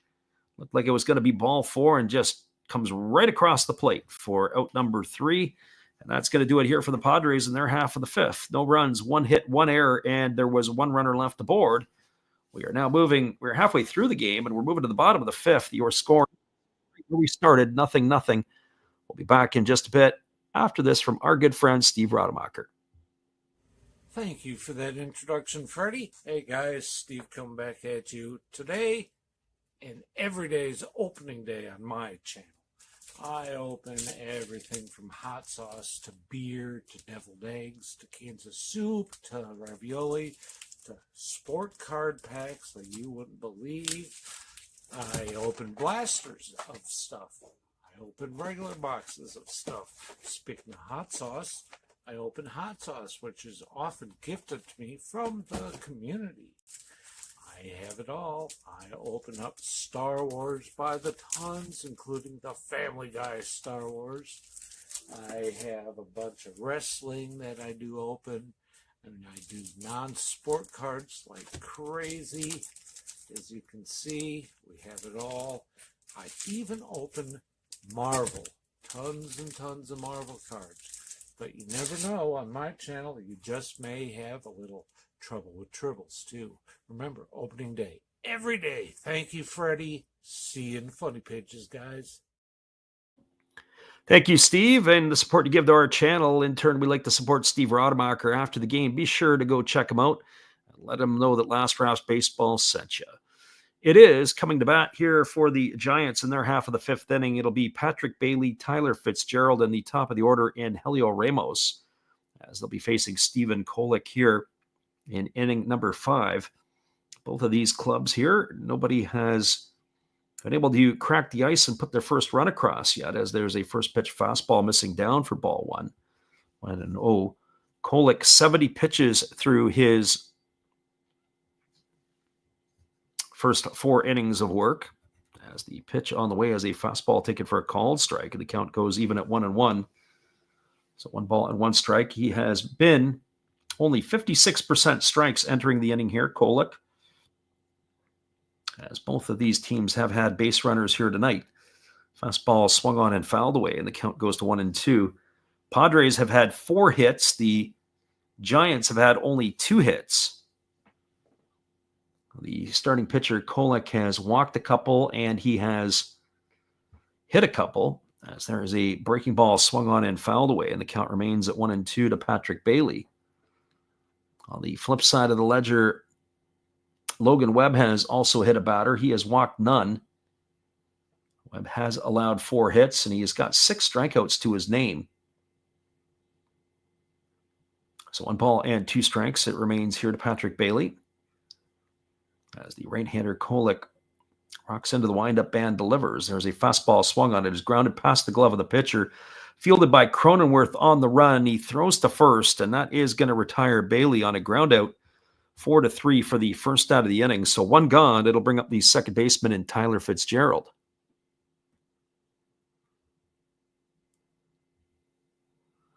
I have to say there's a lot of good eating going on there in San Fran.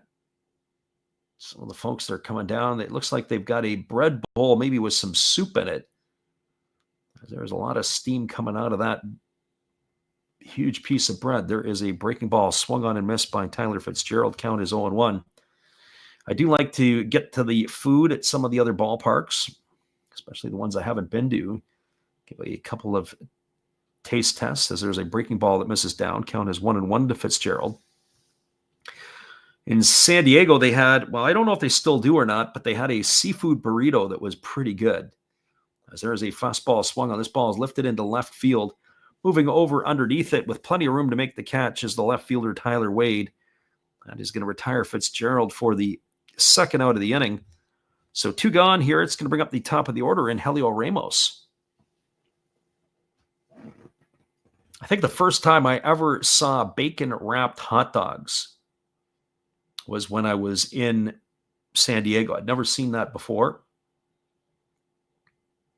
Nothing like bacon-wrapped hot dogs to get your attention. Here comes the pitch. There's a fastball ticket for a called strike, and the count is 0-1 to Ramos. Ramos 1 for 2 today. He has singled and grounded into a double play in his 2 trips to the plate. As the right-hander kicks and fires, there's a breaking ball that is swung on and missed, and the count goes to 0-2.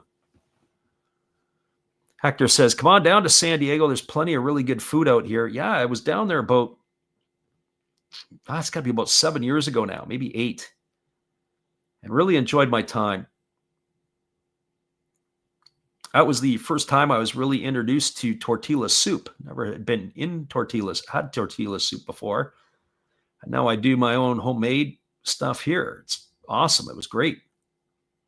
As the pitch is a fastball swung on and fouled away, and the count remains at 0-2 to Helio Ramos. But the ballpark itself was pretty good. I saw the Nationals play twice. I saw the Cubs once. That was when Bryce Harper was still in that. As there's a breaking ball missing down and away, and the count goes to 1-2. And the night I was to see the Nats, if I remember correctly, it was Cashner was going for the Nats, and I think it was Max Scherzer for the Nationals. As that breaking ball misses outside, it's 2-2. Andrew Cashner, that is. And that was at a time when Cashner was pretty much at the top of his game. He was a big fella. As the pitch on the way is a fastball swung on and lifted foul down the right field line. And the count remains at 2-2 to Ramos. San Diego, a good city, though. There was a donut shop also, too, that I went to that was kind of cool. Had to be the biggest donuts I'd ever seen. Here's the pitch. Fastball swung on and lifted foul down the right field line. It's drifting, and it's going to reach the seats. So it'll be just a little bit too far for Fernando Tatis, and the count remains at 2-2. San Diego was an interesting city. Also got a chance to go to San Ysidro and walked across the border to Tijuana and took the bus down to Ensenada. There's a breaking ball that misses down and away, and it's now full to Ramos. Yeah, a lot of good eating down in that part of the world, and if you like Mexican food, you are in the right spot, and even better when you cross the border. So 3 balls and 2 strikes to Ramos as the right-hander Kolek works himself to the belt. Here comes the pitch. Kicks and delivers. Fastball swung on and fouled back on the first base side of home plate, and this battle is going to continue. It's going to be the 10th pitch of the at-bat coming up here to Ramos. He's really battled the right-hander. He's seen a variety of pitches, cutter, slider, sweeper. And there he swings at a fastball, and he's going to lift this one foul. And the battle yet continues again. It's 3-2 still here to Ramos.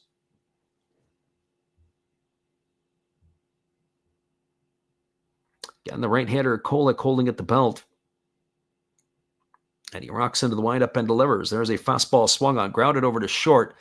Looks like Kolek's going to win the battle as Bogarts fields it. He fires to first, and that's going to be a ground out 6-3. That'll end the inning here as the Giants go quietly and in order. There was no runs, no hits, no errors, and nobody left aboard. Your score as we now move to the top of the 6th inning, it is the Giants nothing and the Padres nothing.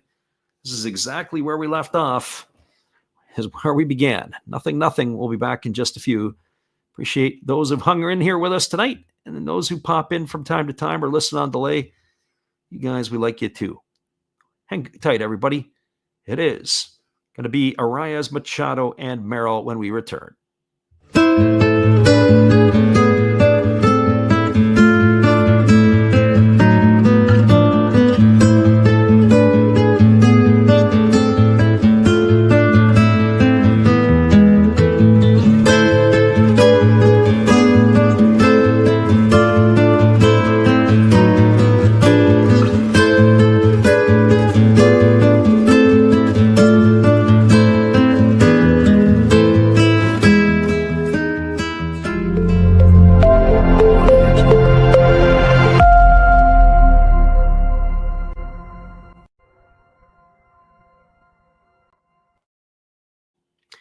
Kenny Weaver in the house tonight. Welcome, Kenny. Haven't seen you in a while. Thanks for popping in. And our friend Hector in here with us, holding it down. Back in just a couple moments with all the action after this. Well, you've got to have an ace in the hole, a little secret that nobody knows. Life is a gamble, a game we all play, but you've got to save something for a rainy day. You've got to learn to play your cards right if you expect to win in life. Don't put it all on the line for just one roll. You've got to have an ace in the hole.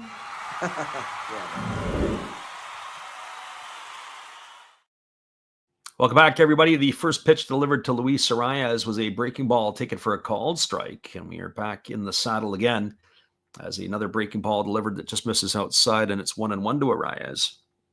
Arias 1 for 2 tonight, has doubled and flown to left, batting against Logan Webb, who kicks and fires.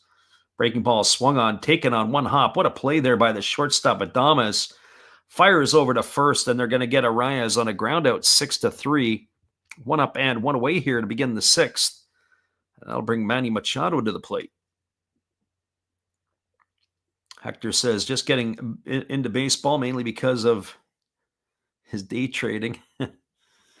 Yeah, one of the things that's interesting, and we were talking about it the other night on the Japanese feed, is that during the Japanese games, there's a delay from as the first pitch breaking ball swung on and missed by Machado. There's about a 15-second delay between the game and the video. When I was in Japan last year, you could be watching the game and watching it on your phone, and there was a good solid 15 seconds as there was a breaking ball swung on and fouled away, and the count is 0-2 to Machado. But unfortunately, that's the disappointing piece as the 0-2 on the way.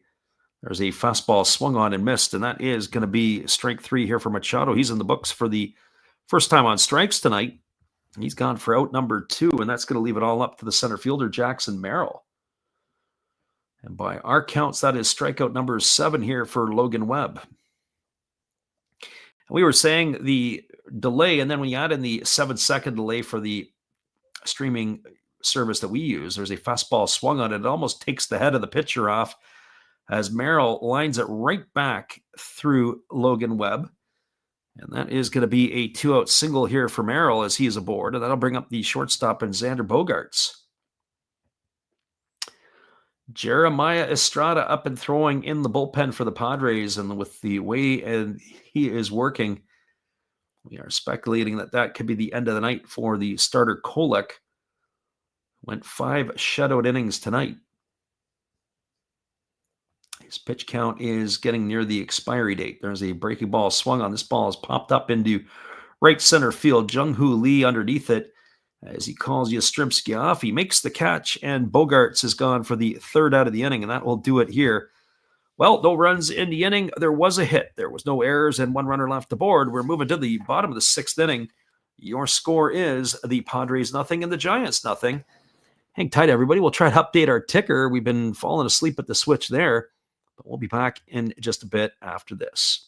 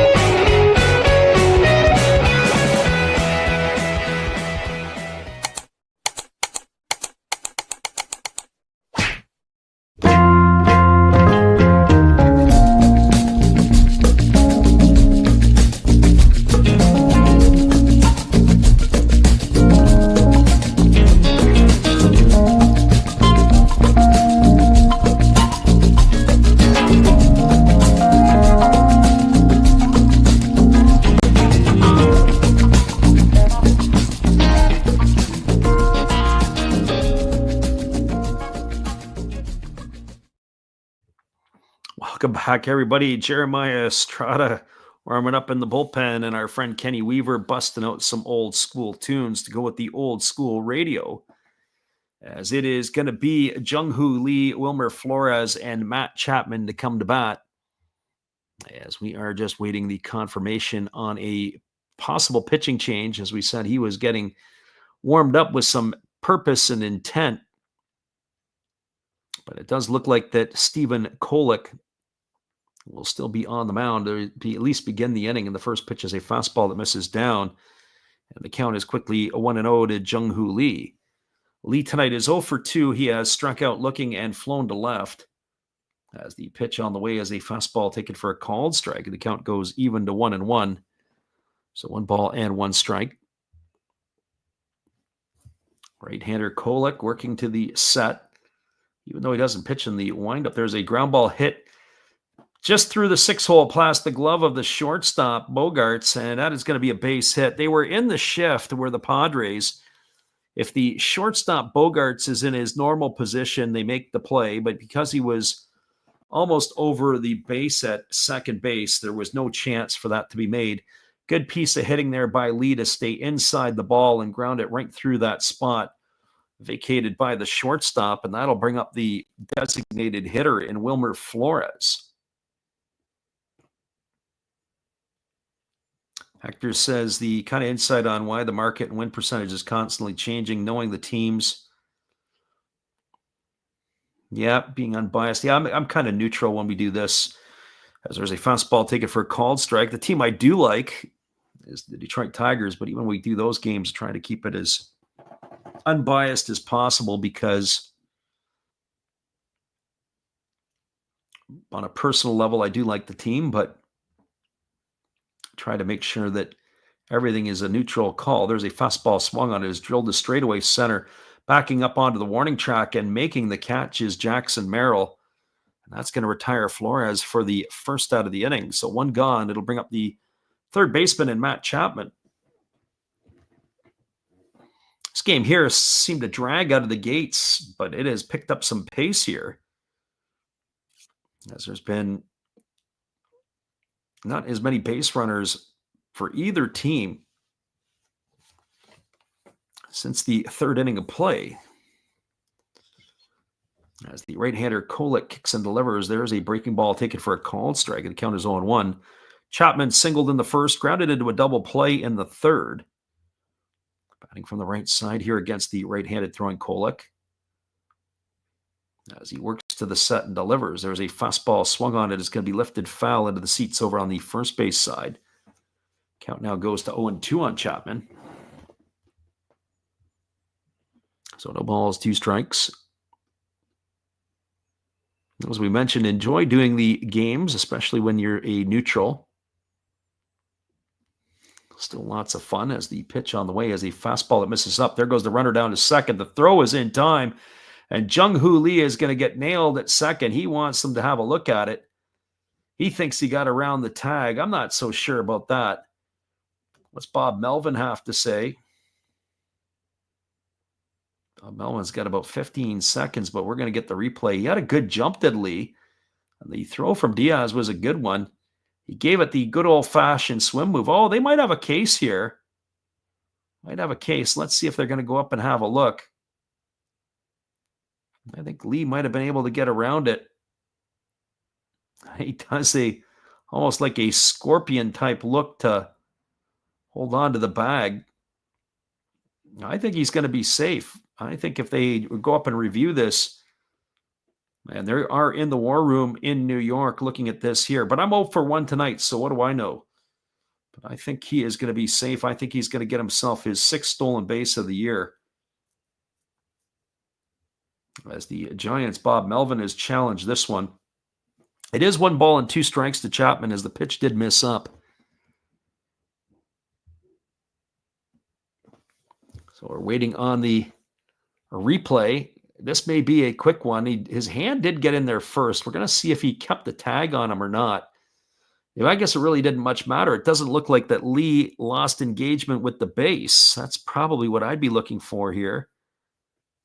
Nice job there by Lee to be able to keep his foot on the bag.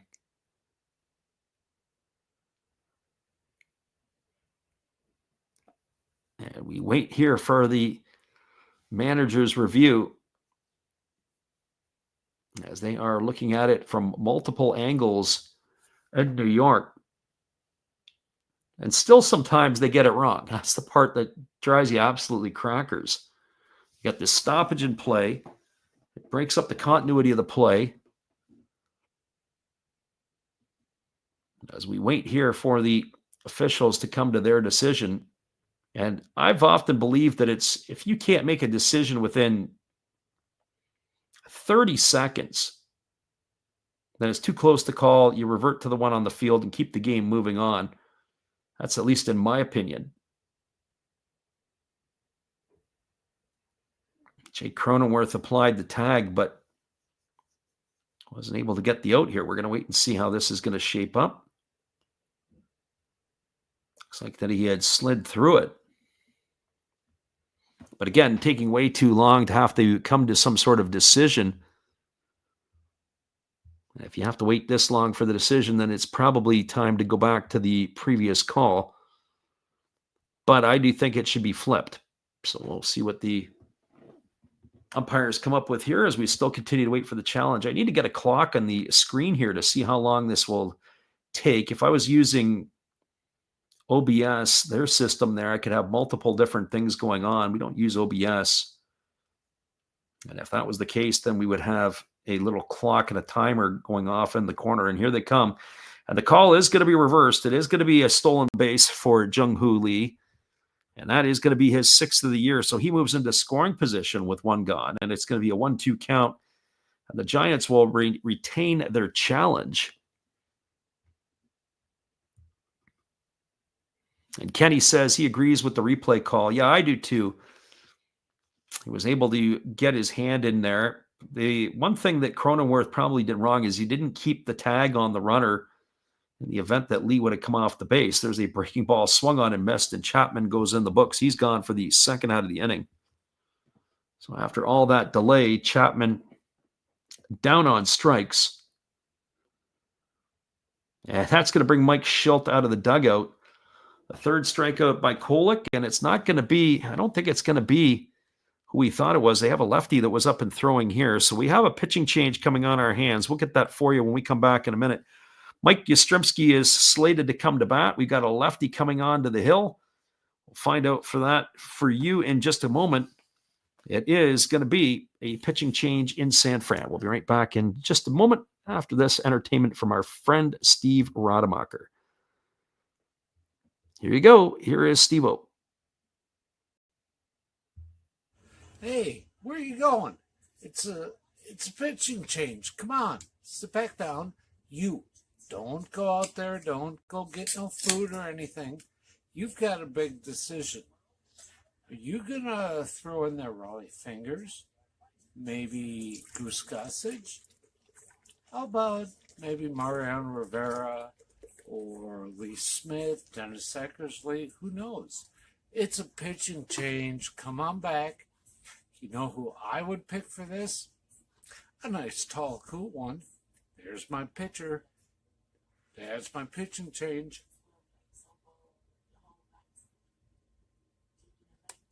That's a winning combination.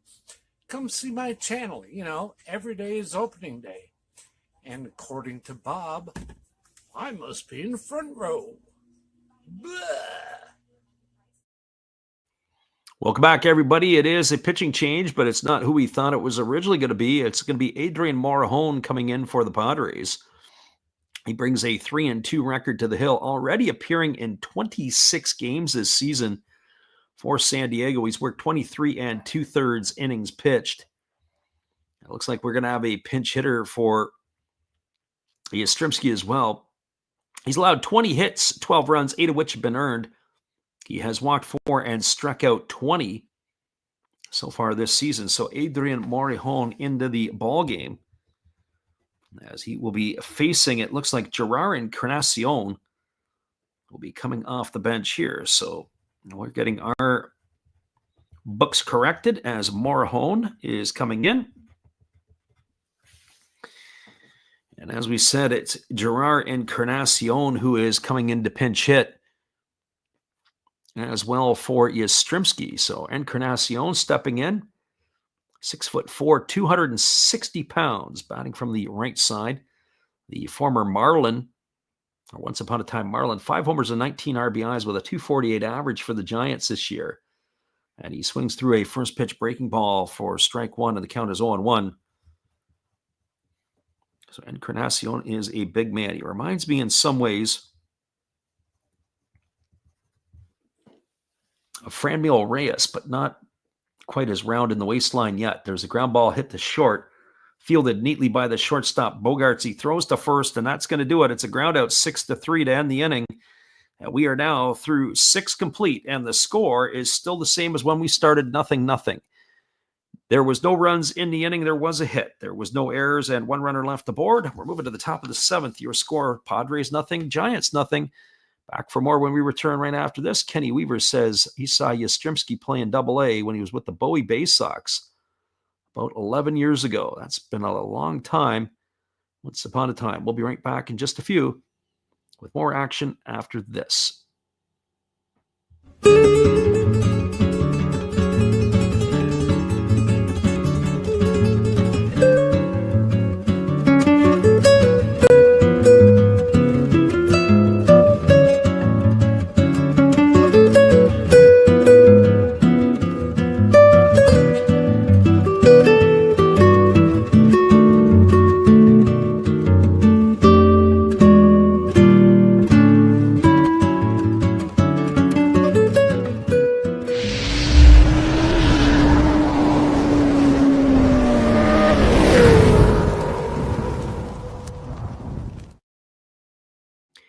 Your score is 0-0 as we move to the top of the 7th inning, Padres and Giants when we return.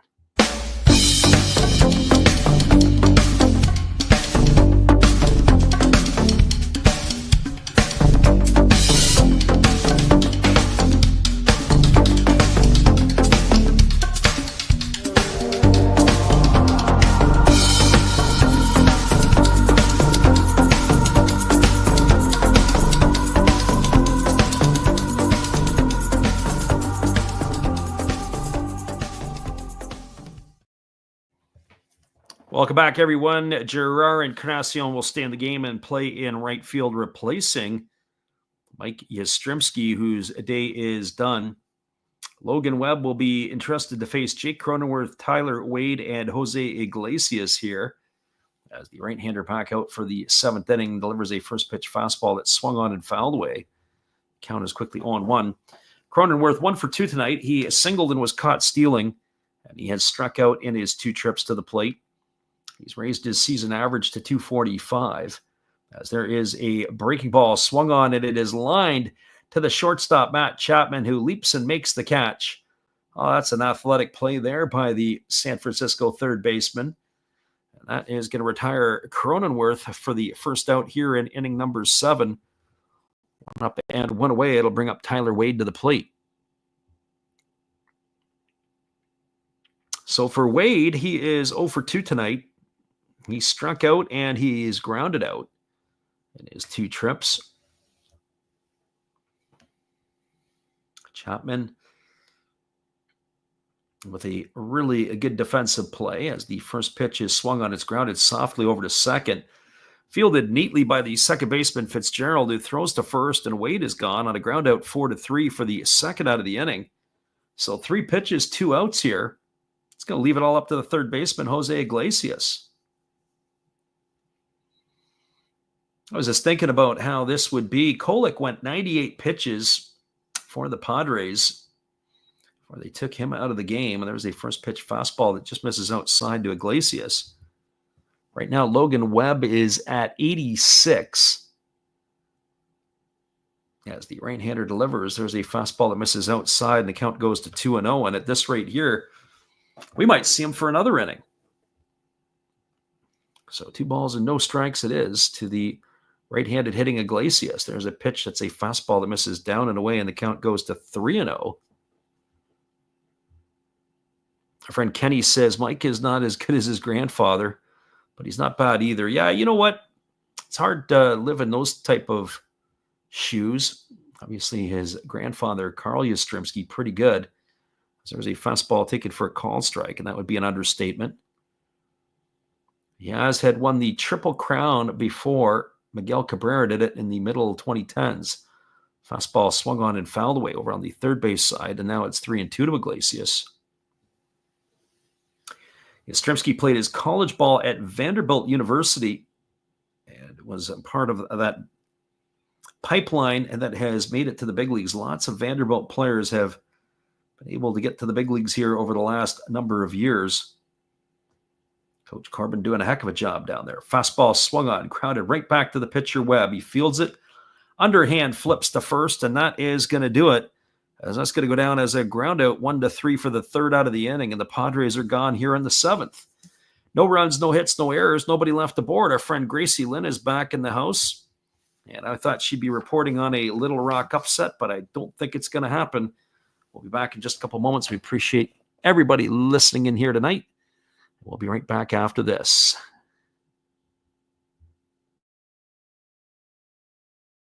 Hello, this is Eric Fox, formerly of the Oakland A's and Texas Rangers baseball teams.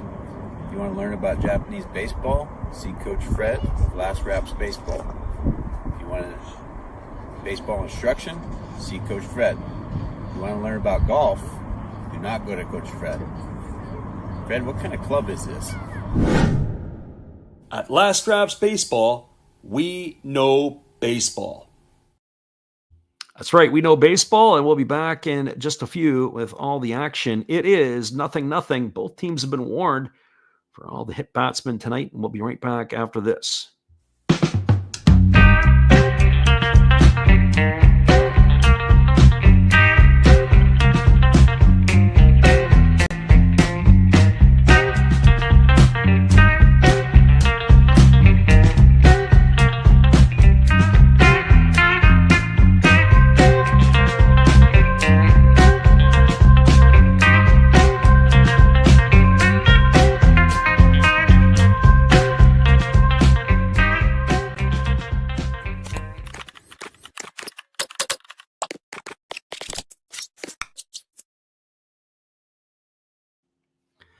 Welcome back, everyone. We are moving ourselves to the bottom half of inning number 7. Slated to come to bat is Willie Adames, Casey Schmidt, and Patrick Bailey.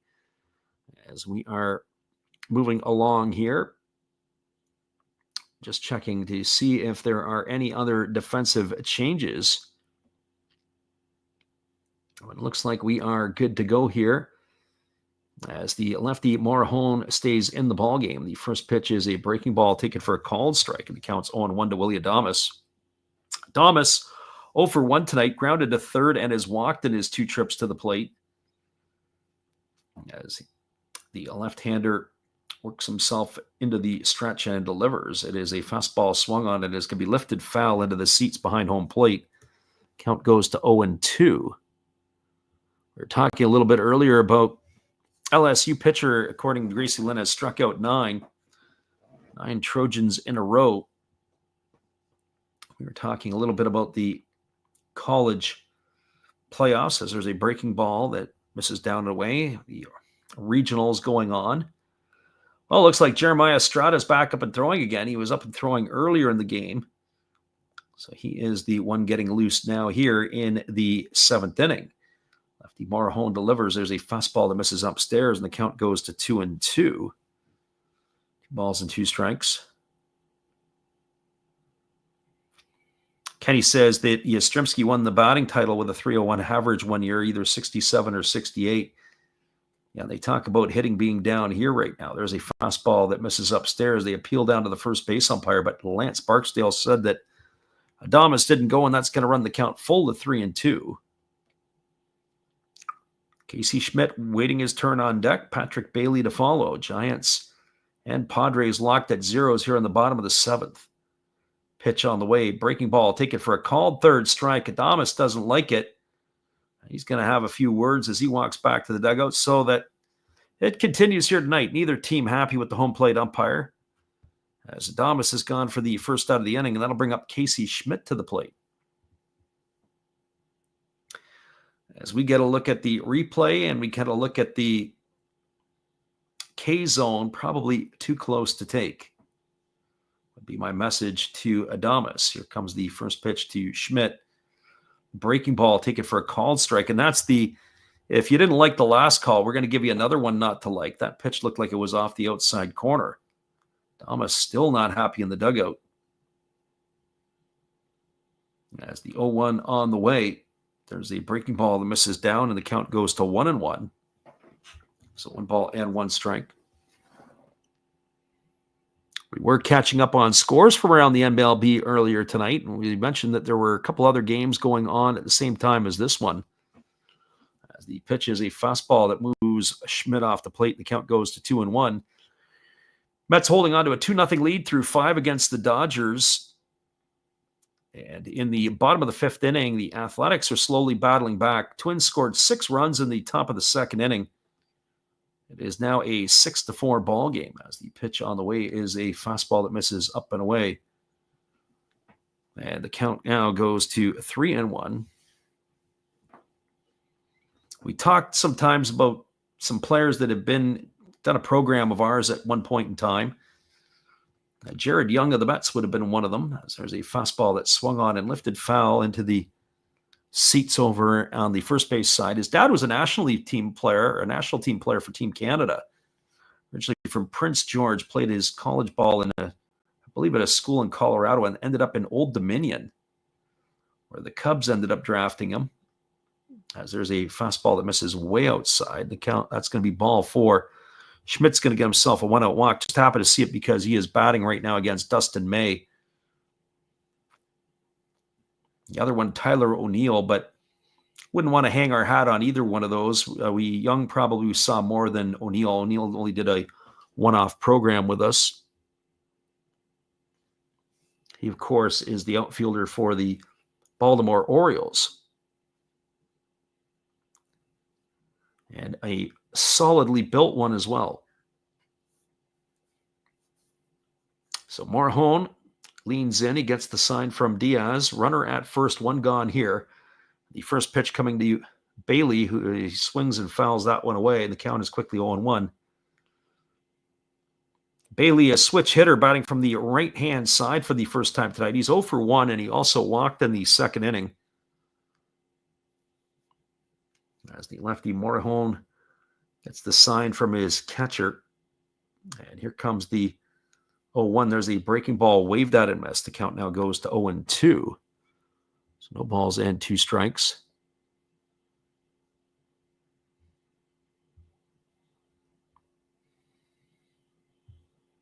Lefty again works to the set, now delivers. There's a breaking ball waved at and missed. And Bailey's down on strikes. He's gone for the second out of the inning. We've got ourselves a mound visit here, as it is slated to be Tyler Fitzgerald coming to bat. And Mike Schilt is making his way slowly out of the dugout. They do have a right-hander that's up and throwing, as we said. As it was it Jeremiah Estrada who was up and throwing? Well, we're going to have a pitching change, as it is going to be Estrada coming into the game. We'll be back in just a couple moments. Our friend Gracie Lynn said, you're really fortunate to get to work with so many players who are now in the big leagues. Yeah, only a couple guys really at that end, but it's been kind of neat, especially when they were younger. A chance to see them come through. As I said, O'Neill not as much as the others, but a couple more on the way, and we'll see what happens if their careers can progress. Might be 1 or 2 more that'll punch their ticket in the next couple of years. We'll be right back after this little timeout from our friend Matt. Good evening, ladies and gentlemen. Namaste. Hey, I hope you guys have been enjoying the game. My name is Hollis. I've got a YouTube channel called Another Hollis Build. I love baseball cards. I open up brand new product for you guys. I open up old stuff. I do breaks. I do auctions. All kinds of stuff concerning baseball. I'm Friars faithful, Padres to the end. I also love Garbage Pail Kids and my animals. I have a ton of animals. It's like a mini petting zoo here around my house. I also love my city. San Diego, baby. I'll take you all around the city and show you what's up. If you guys dig stuff like that, cruise on over and check it out. It's Another Hollis Build. If you dig it, subscribe. I'd really appreciate to have more follow me along on the journey. Hey, either way, you guys have a wonderful day or a beautiful, beautiful evening. No matter which one it is, make sure that you make it great, my friends. Big up Last Raps Baseball. Yeah, Freddie, let's go. One love and peace. Yeah, man.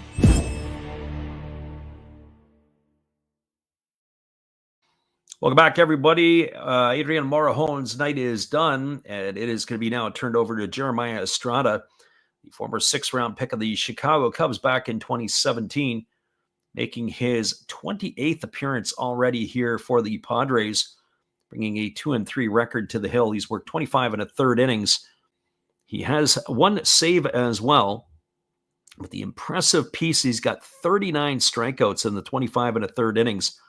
And he's only walked 7. So Estrada has been putting up some big-time numbers for the Padres. So here he is to face Fitzgerald. And the first pitch on the way is a fastball swung on, popped up. It's in foul territory over on the first base side, but that ball is going to drift and hit the top of the Giants' dugout. And the count is quickly 0-1 to Fitzgerald.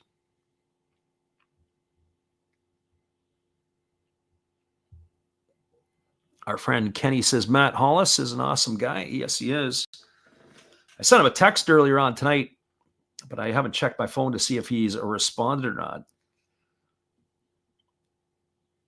Gracie Lynn says, if Ty France, Wilmer Flores, and Francisco Alvarez can all hit homers, that would be nice.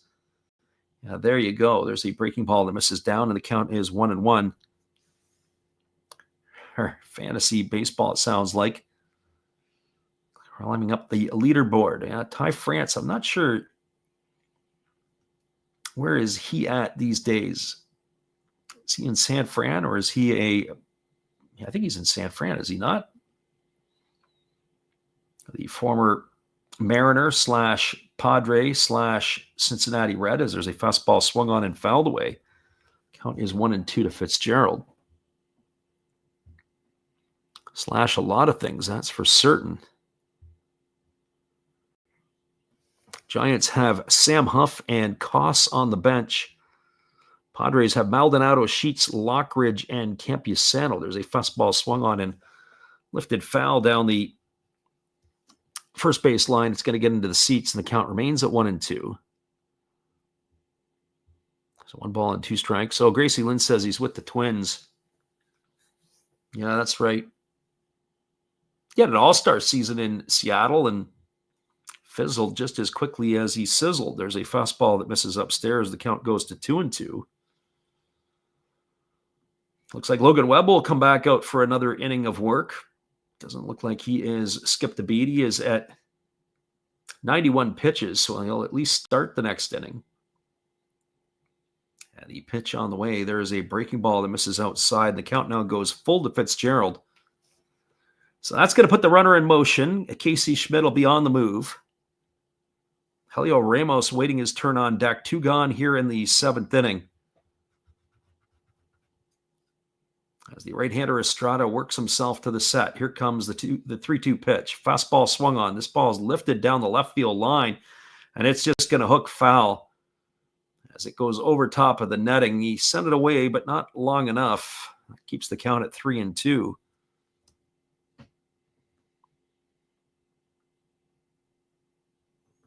Gracie Lynn giving us the Ty France update. He has a single, a run, and 2 RBIs. And he's currently batting.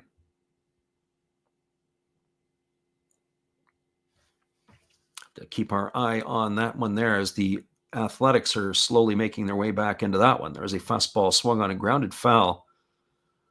And that's going to keep the count at 3-2. It's now 8 pitches into the at-bat here for Fitzgerald. He's making Estrada work.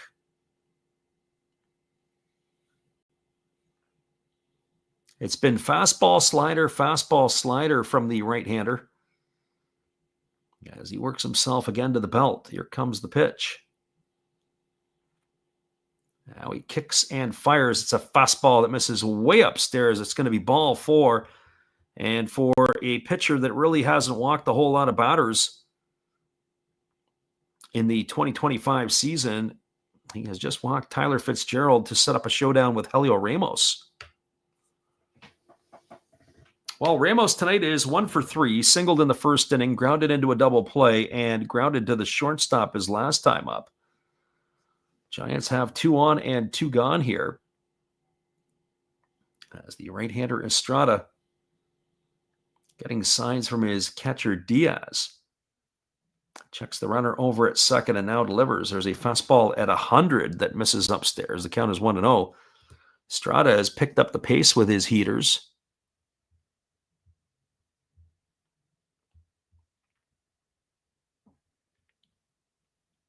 So 1 ball and no strikes as the pitch on its way. It's a breaking ball that misses upstairs, and now the count goes to 2-0. So 2 balls and no strikes. He's going to have to come to him, and now Diaz is going to make a slow trot out to the mound. On deck, it's Jung-Hoo Lee. Hector pumping a fist here for the Giants.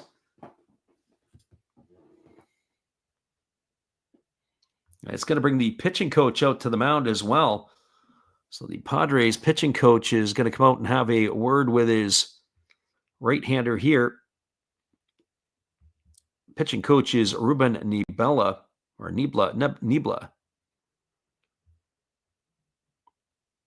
So he is out to have a word with his right-hander, and that'll be the end of that discussion as the home plate umpire Willis has come out to break it up. So runner at second is Casey Schmidt. Runner at first is Tyler Fitzgerald. Helio Ramos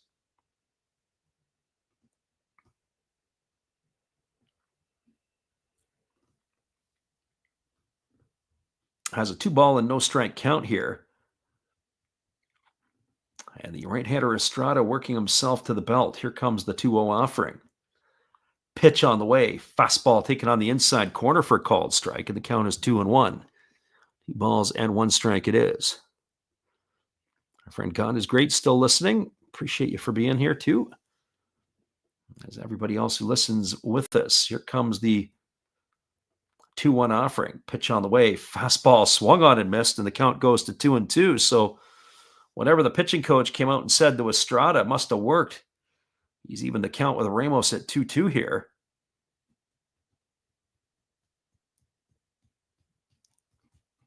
Estrada holds to the set. Pitch on the way. Fastball misses inside. That's going to be ball 3, and that's going to run the count full to 3-2. So the runners are going to be on the move. Schmidt will be off to the races, as will be Fitzgerald. 3 balls and 2 strikes here. As Estrada has got himself in a bit of a pickle. Here's the pitch. Fastball swung on and going to be lifted foul down the right field line. And that is going to drift itself into the seats, and it's going to keep the count at 3-2 to Ramos.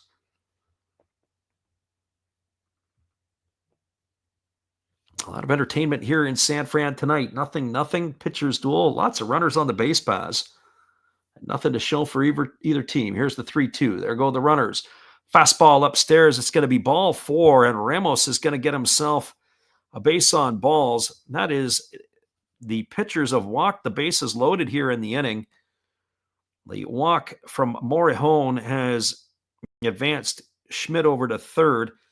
Fitzgerald has been walked by Estrada, as has Ramos, and it's going to bring Jung-Hoo Lee to the plate with the bases loaded and 2 out. And for Lee tonight, he is 1 for 3. He's got a single and 3 trips. He's also struck out looking and flown to left. So the Giants looking to punch their first run across the board here. Here's the first pitch. That is a changeup taken for a called strike, and the count is quickly 0-1. Giants fans sniffing a run here. They can taste it so bad. So Hector says no, he wants them all to come home. Here comes the pitch. As the right-hander holds to the set and delivers. Fastball swung on and lifted foul over on the third base side, and now Lee is in the hole at 0-2. So balls and 2 strikes to the Korean center fielder. Giants fans urging their team on here. The 0-2 pitch coming now to Jung-Hoo Lee. Estrada kicks and delivers. Fastball swung on and missed. Lee is in the books, and that is going to do it. He's going to be gone for the 3rd out of the inning, and that will do it here. Back-to-back walks issued by Estrada, and then he strikes out Lee to end the inning, and that is going to do it here for the Giants in their half of the 7th. There was no runs in the inning, no hits, no errors, and 3 runners left aboard. That is now 8 tonight the Giants have left on. We're moving to the top of the 8th inning. Your score is the Padres 0 and the Giants 0. We'll be back in just a few after this when we return. It is Padres and Giants locked at 0s.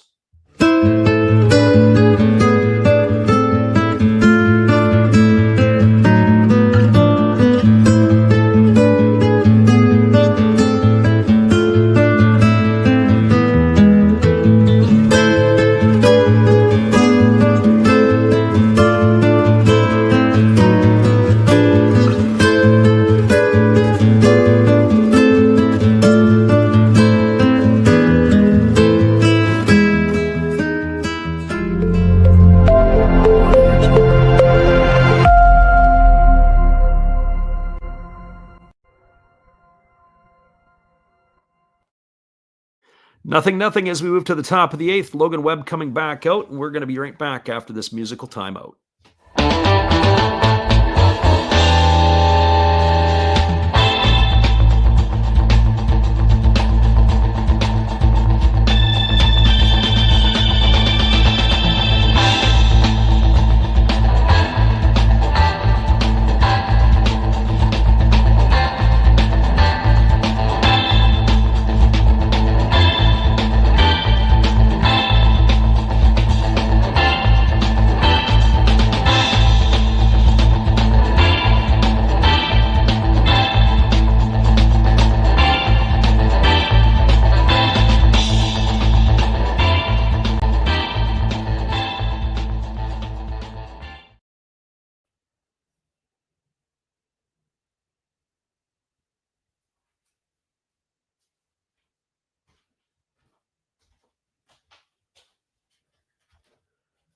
Welcome back, everybody. A little bit late getting back into the saddle here, as Logan Webb will be facing the 9-1-2 hitters slated to come to bat here in the inning.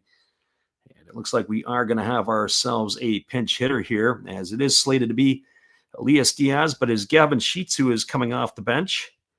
So Sheets into pinch hit. He took the first pitch for a called strike, and now he swings and fouls one off. So Sheets is in the hole here at 0-2. So no balls and 2 strikes to Sheets. There is a right-hander up in the bullpen. That would be Rodriguez. We'll see if that will come in to face the top of the order in Tatis. Ground ball hit to second, fielded neatly by Fitzgerald. He throws to first. Sheets is in the books on a ground out 4-3, so 1 up and 1 away. It'll be the top of the order in Fernando Tatis Jr. to come to bat. Kenny says we could see a walk-off at the bottom of the 9th. It's sure looking like that way, Kenny. It is a sayonara possibility here, as they like to say in Japan, as the first pitch on the way is a fastball swung on, grounded softly over to short. They're going to have to hurry to get him. Adames fields it. He can't get it out of his glove, but I don't think they would have had a shot at Tatis anyway. That's going to be an infield single. He can get down the line in a big-time hurry. And he is aboard with a 1-out single, and that'll bring up Luis Arias. I don't think I'd be making the change to a right-hander for the right-hander here with Arias coming up. Arias 1 for 3 tonight. He's got a double in the 3rd. He's also flown to left and grounded to short. Webb has still been very, very good here tonight and effective. And certainly against him, I would probably leave him in. There's a fastball taken for a called strike, and the count is 1-1. Now, Manny Machado, on the other hand, might be a different kettle of fish, as he's already seen the right-hander Webb a couple of times here, 3 times here tonight. Although he hasn't done much against the right-hander, it might be a different look for him. And now Webb has stepped off, and he says he's got a problem with his communication system. So they can't quite get that done. Maybe they got to change the batteries after you get to a certain point. Maybe the batteries only work through 7 innings. Who knows? Time to go back to the conventional signs. I remember I was seeing something earlier about, they were talking about the college guys, how we used to wear the armbands with a numbering system, have to learn the numbering system, and now they go to the pitch comm. What happened to the old signs? You look at the other night, or the series when Patrick Bailey was busy stealing signs off of Nick Pivetta down in San Diego. I would have to say that still they're able to steal signs. They throw over to first base, and diving back in time is Fernando Tatis Jr. Arias is, as the pitch on the way, is the breaking ball that misses outside. Tatis looked like he was going to run, and then he shut it down. Count goes to 1-1. Our friend Gracie Lynn, who was in here earlier giving us the updates. Top of the 8th inning, LSU is now up 7-5 on Little Rock, as there's a breaking ball that is swung on and fouled away by Arias. Count goes to 1-2. University of Miami has a 5-2 lead over Southern Miss, as that game is in the top of the 9th inning. All the other games in college baseball tonight are finals. But Miami looking to close it out against Southern Miss. They got 3 more outs to get. There's a fastball swung on, grounded up the middle. They go to second for 1, back to first, and it's not going to be in time. Oh, I think if I'm the Giants, I want to have a look at that one. At the bare minimum, it's going to be a fielder's choice to erase Tatis. Bob Melvin are waiting here. We're going to see if he wants to give the signs. I'd say I'd go have a look at it. They were able, the ground ball was up the middle. A nice play by Fitzgerald to deliver a glove hand flip. Ooh, boy. In real time, I thought he was out. Now that I've seen the replay, I'm not so sure, and they're not going to burn themselves the replay. So that's going to go as a fielder's choice. It allows Arias to reach first. It'll be a 4-6 putout of Tatis. And the first pitch delivered to Machado is a breaking ball that misses outside for ball 1, and the count is 1-0. So 1 ball and no strikes. Right-hander kicks and fires. Breaking ball misses down. It's 2-0. Gracie Lynn says the games have been anticlimactic. Little Rock is what you'd expect. Yeah, at this point, they're running out of gas. Gave it a good fight. Just don't have enough bullets in the gun. Southern Miss is a bit shocking. They were a ranked team about ready to go out, although Miami's even though they're not ranked in this. As there's a breaking ball swung on, popped up over on the first base side. It's playable in foul territory. Schmidt makes the catch over by the dugout, and that is going to do it, as Machado is going to be gone for the third out of the inning, and that will do it here for the Padres in their half of the eighth. They had no runs in the inning. There was a hit. There was no errors, and there was one runner left aboard. We're moving now to the bottom of the eighth inning. Your score is exactly where we started. Padres nothing, Giants nothing. We'll be back in just a couple moments after this. It is the Last Raps Baseball YouTube channel when we return.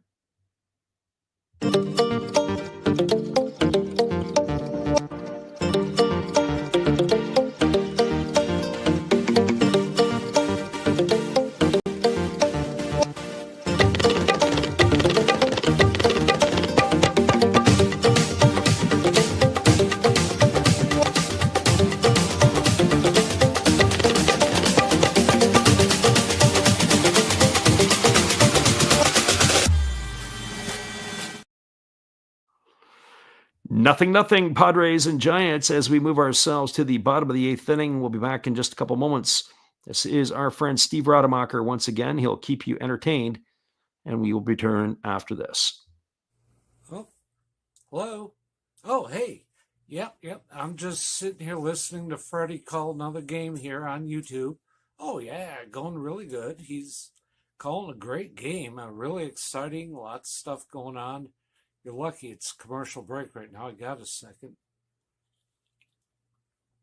Oh, yeah, of course I'm having a cold one. Oh, yeah, got plenty of videos coming up this week. You should stop in, check them out, leave a like, tell other people. But, Freddie's coming back. I got to go catch the game. I will check in with you later. You have a good night, buddy. Bye. Welcome back, everybody. It is going to be coming to bat for the Giants in the bottom half of inning number 8, Flores, Chapman, and Encarnacion. We were chuckling a little bit. It is, if you are in an area where you can see the northern lights, it is a possibility tonight. I guess Sunday evening there was a meteor event, and you could see it in the north if you have clear skies. Last night, though, not quite the same. We do have a pitching change, as there's a new right-hander on the mound here for the Padres. And the first pitch is a breaking ball that misses down, and the count is 1-0. And that would be Jason Adam, the one-time Tampa Bay Ray, on in relief, as he will be the fourth pitcher used tonight. So Adam delivered a first pitch breaking ball down, and there is a breaking ball swung on and missed. Count goes even to 1-1. If you want to see a short armor, this is one right here. Pie thrower, short armor, whatever you want to call it. That is Jason Adam for sure. As the right-hander again delivers, there's a breaking ball that misses down. They appeal to the first base umpire, but Lance Barksdale said he didn't go. Gracie Lynn says, Ty France did a good thing for me. Not a homer, but a double and a run scored. Hector says he's tapping out to avoid a loss. As the right-hander delivers again, there's a breaking ball taken for a called strike. The count goes to 2-2. Hector says he pulled out so he could save some money and made a little bit. They win, they'll be upset. I think you're pulling for the Giants, or at least in this one here, if I'm not mistaken, as the pitch on the way. Fastball comes inside. He checks his swing and fouls it away, does Flores, and the count remains at 2-2. He got hit by a pitch on his glove hand. Martin Maldonado in now behind the plate, as Diaz was pinch hit for by Gavin Sheets. So Maldonado on as the defensive replacement. And there is a fastball swung on and fouled straight back, and the count remains at 2-2. I was just saying that the event of the Northern Lights, if you are in the north, if you get a chance to be able to see it. I went to look last night and there was nothing going on, but they say again between 8 o'clock and 11 Pacific, you may be able to get it. So there's a breaking ball swung on. This ball is going to be lifted into shallow left field. Wade had to come a country mile for it, and it's going to drop in for a base hit. And Flores is aboard with a leadoff single here to begin the 8th. That's going to bring up the third baseman in Matt Chapman. So Chapman coming on as he is 1 for 3. He's got a single and 3 trips. He's also grounded into a double play and struck out.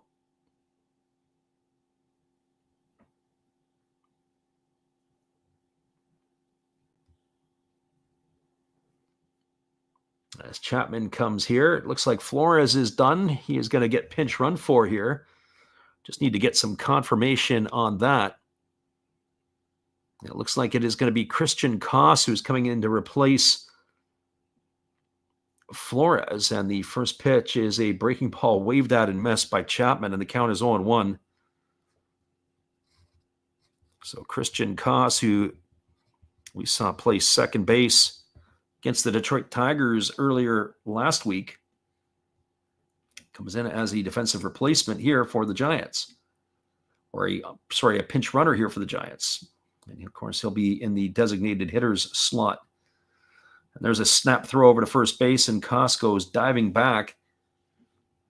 Still no balls and 1 strike to Matt Chapman.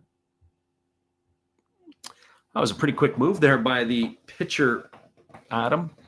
It was a jump pivot, firing it over to first base. Here comes the 0-1 pitch.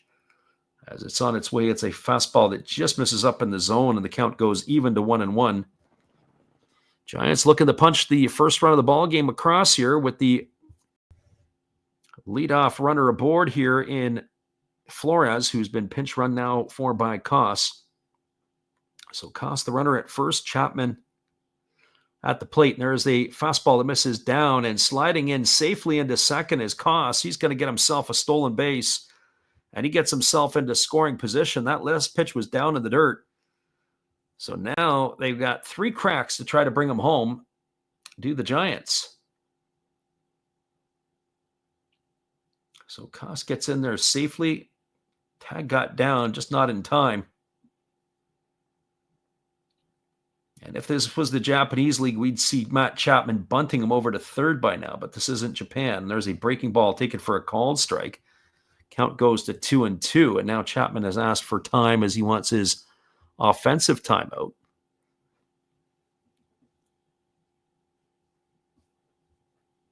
Our friend Gracie Lynn says that Southern Miss has hit a 2-run shot. I think it was 5-2, I think, at that point. Now it's 5-4.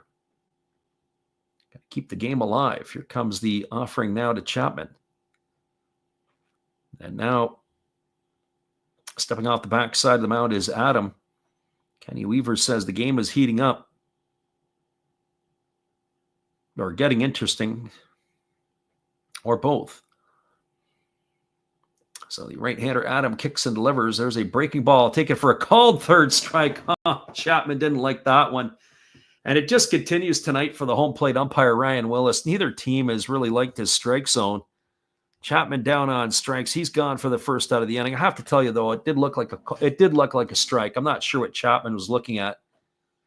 Got to be able to get the bat off your shoulder and try to flick it somewhere, anywhere. That's going to bring Gerard Encarnacion to the plate. Encarnacion is 0 for 1 in this one, and he swings at a breaking ball down in the dirt, and the count is quickly 0-1. Yeah, it's been a tough game tonight. I mean, I don't know if it's the umpires or maybe we can call it and say maybe FanDuel's calling the game. Keep this one close. That's the problem. We were chuckling the other day saying about how now that the gambling is full on. And of course, now Pete Rose can be elected to the Hall. There's a breaking ball that misses outside, but is swung on and missed by Encarnacion, and the count is 0-2.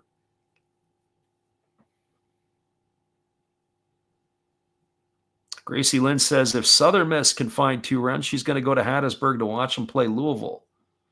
That'd be an entertaining series for sure. There's a breaking ball waved at and missed. Encarnacion gone on strikes. He looked like Joe Boo in the movie Major League, as he is gone for the second out. Or was it Joe Boo or Serrano, I think his name was. 3 pitches that he waved at. And that's going to leave it all up to Willy Adames. So a leadoff single by Flores. then he was pinch run for by Koss. Koss steals second, and it's back-to-back strikeouts. Now they're going to hold 4 fingers up. And Willie Adames is going to get first base on the intentional walk, and that'll bring Casey Schmidt to the plate.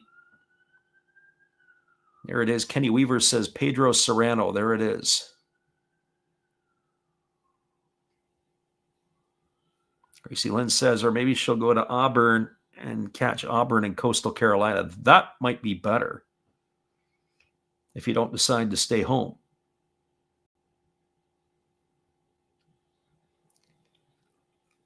So I guess that answers that question. Miami and Louisville in the Super Regional. So the runner at second is Koss, runner at first Adames, and it's no balls and 1 strike here to Schmidt. As the right-hander Adam holds set, he checks the runner, and now he kicks and fires. It is a breaking ball swung on and missed. Now the count goes to 0-2. So no balls and 2 strikes. That was at 78 miles an hour, and you don't need a ball off the wall. You need a base hit that could potentially score the runner from second. The corner outfielders are in. The center fielder's a little deep, and there's a pitch that goes all the way to the backstop. That's going to move everybody up 90 feet. So that'll move Koss over to third. It's going to move Adames over to second. As 1 ball and 2 strikes here to Schmidt. That would be an interesting way to see this game won or lost. And again, this is going back to catchers catching off of 1 leg. He's catching off of 1 knee, can't move. And the ball gets all the way to the backstop on Martin Maldonado because his pitcher can't locate. Now he's going to step off the backside of the rubber, and we're going to go through this all over again. Runner at third, Koss. Runner at second, Adames.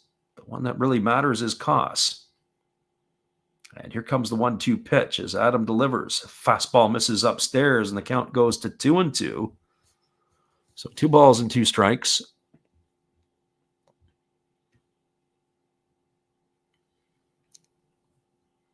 Got ourselves a highly entertaining affair here. As the right-hander again holds to the set and delivers. There's a breaking ball that misses upstairs, and the count now goes to 3-2. Waiting on deck is Patrick Bailey. As Schmidt digs himself back in, the switch hitter. Bailey on deck. And here comes the 3-2 pitch. It's on its way. It's a breaking ball. Waved out and missed. Schmidt couldn't hold up. He swung at ball 4. And that is going to do it. He's going to be gone for the 3rd out of the inning. And the Giants are gone here in their half of the 8th. No runs in the inning. No hits. No errors. There was 2 runners left aboard. We're now moving to the top of the 9th inning. And we were exactly where we started. It is the Padres nothing and the Giants nothing. I know our friend Gracie Lynn said, hey, how about the Twins and the Athletics tonight? And I said, no way, because this pitching matchup looks a whole lot better. We'll be right back after this.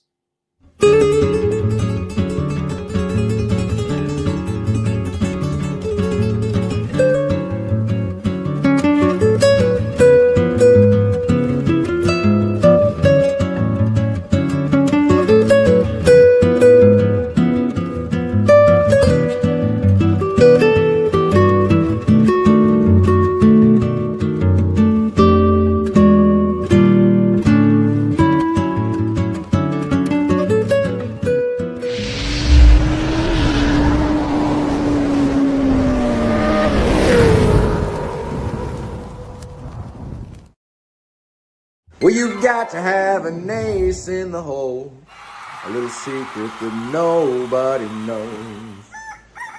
Life is a gamble, a game we all play, but you've got to save something for a rainy day. You've got to learn to play your cards right if you expect to win in life. Don't put it all on the line for just 1 roll. You've got to have an ace in the hole.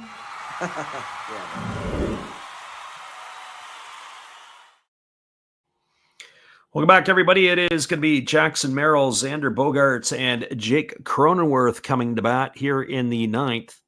And it is going to be Randy Rodriguez who is on to pitch for Logan Webb. So Webb's day is done. We saw Randy Rodriguez pitch against the Tigers last week. It was my first time seeing Rodriguez, and boy, was he impressive. He's got a record of 3-0 in 24 games with a 0.70 ERA. So Rodriguez on in relief here, and it's not going to get any easier for the Padres as the first pitch breaking ball is taken for a called strike. The count is 0-1 to Jackson Merrill. Merrill 1 for 3 tonight. He's got a single in 3 trips. He's got his average at 331. As there's a fastball at 99, swung on and fouled away. And now the count goes to 0-2. So no balls and 2 strikes. Gracie Lynn says Little Rock's got 2 on and nobody out, down 2 in the 8th. They're not going to roll over yet. There's a breaking ball swung on and missed, and Merrill is down on strikes. He's gone for the first out of the inning. So 1 gone. I'll bring Xander Bogaerts to the plate. Well, for Bogaerts, he is officially 1 for 3. He had a double in the second inning, and he struck out and had flown to center in his other 2 trips.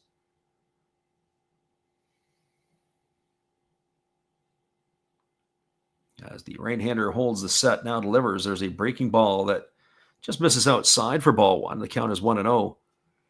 So one thing in college baseball they still do is they still bunt. Certainly at the major league level, the game has changed. I don't know if it's for the good or not. There's a breaking ball taken for a called strike. The count goes to 1-1 on Bogaerts. So 1 ball and 1 strike. I do like the small ball play. Just got to get the ball in play and let the defense kick it around. There's a breaking ball swung on. It's going to be lined into center field. Jung-Hoo Lee started back, and he had to come in to make the catch, and that's going to retire Bogaerts for the second out of the inning. So 2 gone, and it'll leave it all up to the second baseman and Jake Cronenworth. No runs, 6 hits, no errors for the Padres. No runs, 4 hits, 1 error for the Giants, as the Padres are batting here in the top of the 9th inning.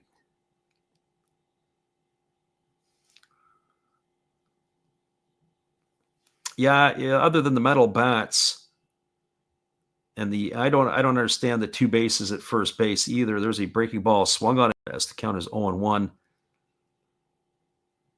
It's definitely they have some play, although I have to say I think it was the Coastal Carolina coach that was interviewed. I don't know if I necessarily liked some of the press conferences that I saw after the games. They're dealing with the young men of the world, and sometimes I think the pressers were a little bit over the top. Fastball taken for a called strike. The count's 0-2. There was a lot of complaints from other teams' coaches about the grounds crew in the bullpen area. Fastball swung on and fouled away. That pitch was at 101. So sometimes the exuberance of the coaches takes over. So 1 ball and 2 strikes. As Cronenworth battling Rodriguez here, and the pitch is on the way. There's a fastball that is swung on and lifted foul. The count is 1-2. Yeah, I'm not sure exactly what it was. I think it was the Coastal Carolina manager that was in the conference, and he was whoever they played. The opposing coach was upset at the way that about the field. I think it might have been Coastal if they were one of the hosts. And anyways, he went to defend the grounds crew as there's a breaking ball swung on and fouled away. The count is 1-2. Talk about how hard they worked to keep the field intact. I guess there were some complaints. I don't know if it was the bullpen or the mound, or didn't get all the full details on it. I have to go back and take a look, but there's a breaking ball swung on and fouled away, and the count remains at 1-2. Just sour grapes, it sounded like. It might have been the case. Might have been Coastal in East Carolina. I have to go back and see who the manager was that was complaining. They were rather cranky, I would say. Probably at 1:30 in the morning, I would be too. As the 0-2 offering on the way, there's a fastball at 100 miles an hour, and that strikes out Jake Cronenworth for the third out of the inning. So Randy Rodriguez comes in and retires the Padres 1-2-3 in the top of the 9th. Giants got a chance to walk it off in the bottom half. It is going to be Patrick Baylor, Tyler Fitzgerald in the top of the order, Helio Ramos, When we return after this, it is the Last Raps Baseball YouTube channel, old school radio broadcast of the Giants and the Padres. We'll be back in just a few. See you in a moment, right after this.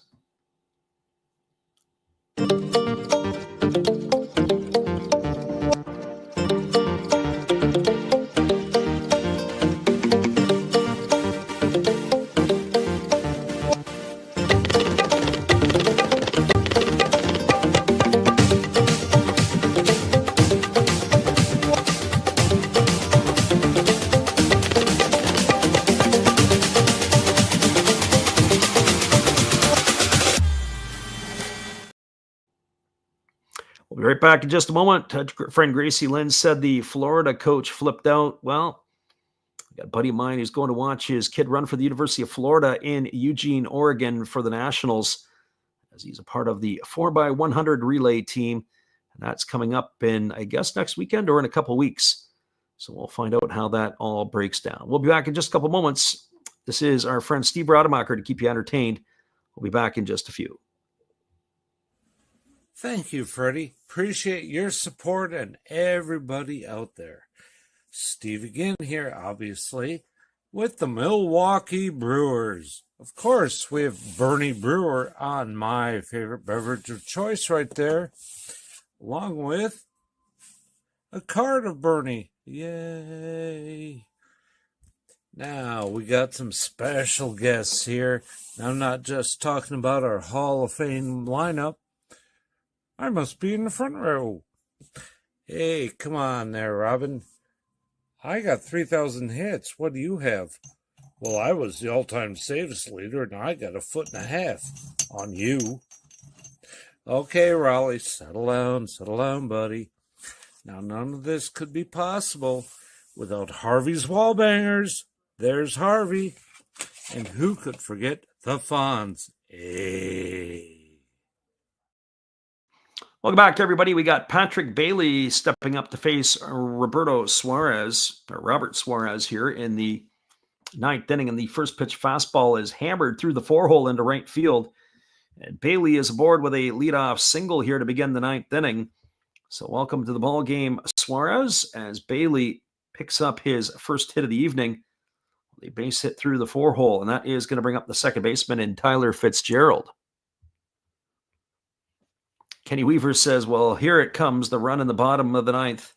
Like he said earlier, yeah, I think you just had to be pointing all in that direction. Suarez has been a great closer for the Giants, but this is a non-save situation. Sometimes closers act differently in these type of spots. So he checks the runner over at first, and Fitzgerald at the plate. Fitzgerald now squaring to bunt, and the pitch is outside at 96, and the count is quickly 1-0. It'll be the top of the order, Ramos to come around at next, and then Jung-Hoo Lee.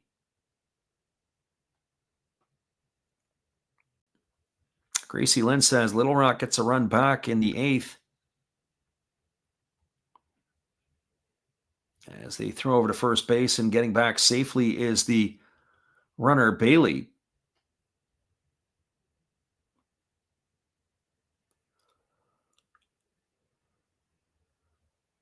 As the right-hander leans in, gets the sign again, and he works himself to the set. Suarez kicks and fires, and another fastball that misses up and away, and the count goes to 2-0. So Kenny Weaver, the prophet in the house here, predicting the walk-off in the bottom of the ninth. Well, he's getting what he wished for. A single by Bailey. It's a 2-0 count here to Fitzgerald. As he's waggling the bat here, he's got to come to him. As the right-hander again works to the set. Here comes the pitch. Fastball swinging away. This ball is lifted into deep right center field. Moving back on it is Tatis. He's there to make the catch. And retreating all the way back to first is Bailey. Why take the bunt off in that situation? I do not know. Just a long fly ball out by Fitzgerald for the first out of the inning. 2 pitches to get it done, and then you take it off, and he flies out to deep right center field into the graveyard that this ballpark is in that area for a right-handed hitter. It's going to bring up the left fielder in Helio Ramos. Ramos 1 for 3 tonight and a walk. As the pitch on the way is a fastball that misses down. A good stop there by the catcher. So 1 ball and no strikes. Maldonado certainly has had to earn his pay behind the plate tonight in a very short window because he came on to replace Elias Diaz.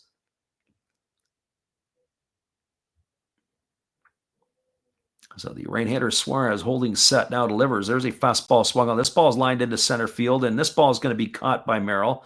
That was a good swing by Ramos. Hit it right on the screws. And he's going to be gone for the second out of the inning, and that'll leave it up to the center fielder in Jung-Hoo Lee.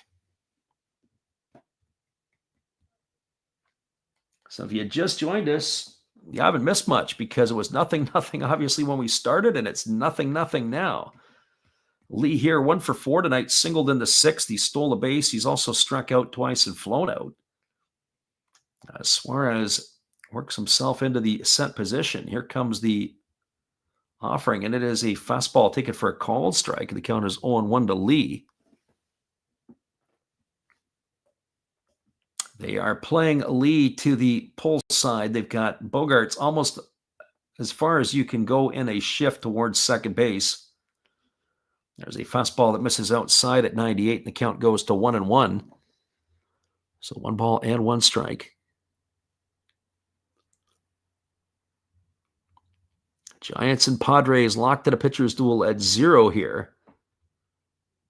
As the right-hander Suarez holds to the set. Now the pitch on the way. Fastball swung on and fouled away. And it is 1 ball and 2 strikes.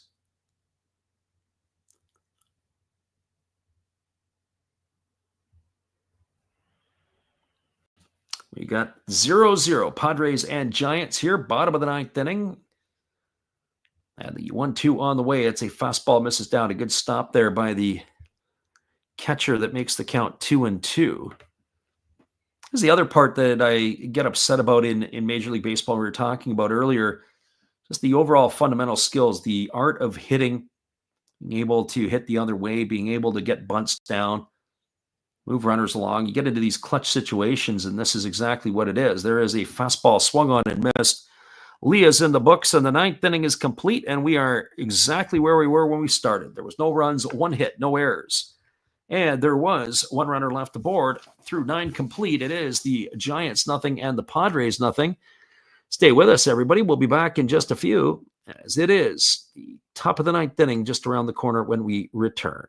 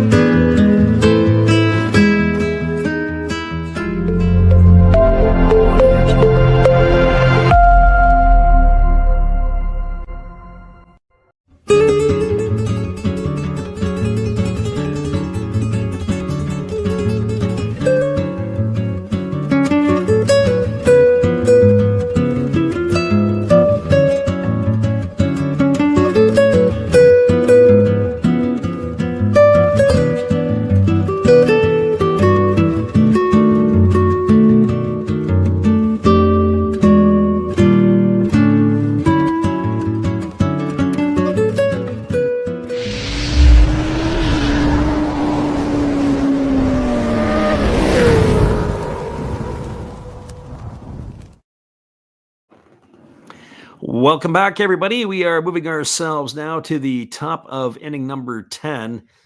And slated to come to bat for the Padres will be Tyler Wade, Jose Iglesias, and Martin Maldonado.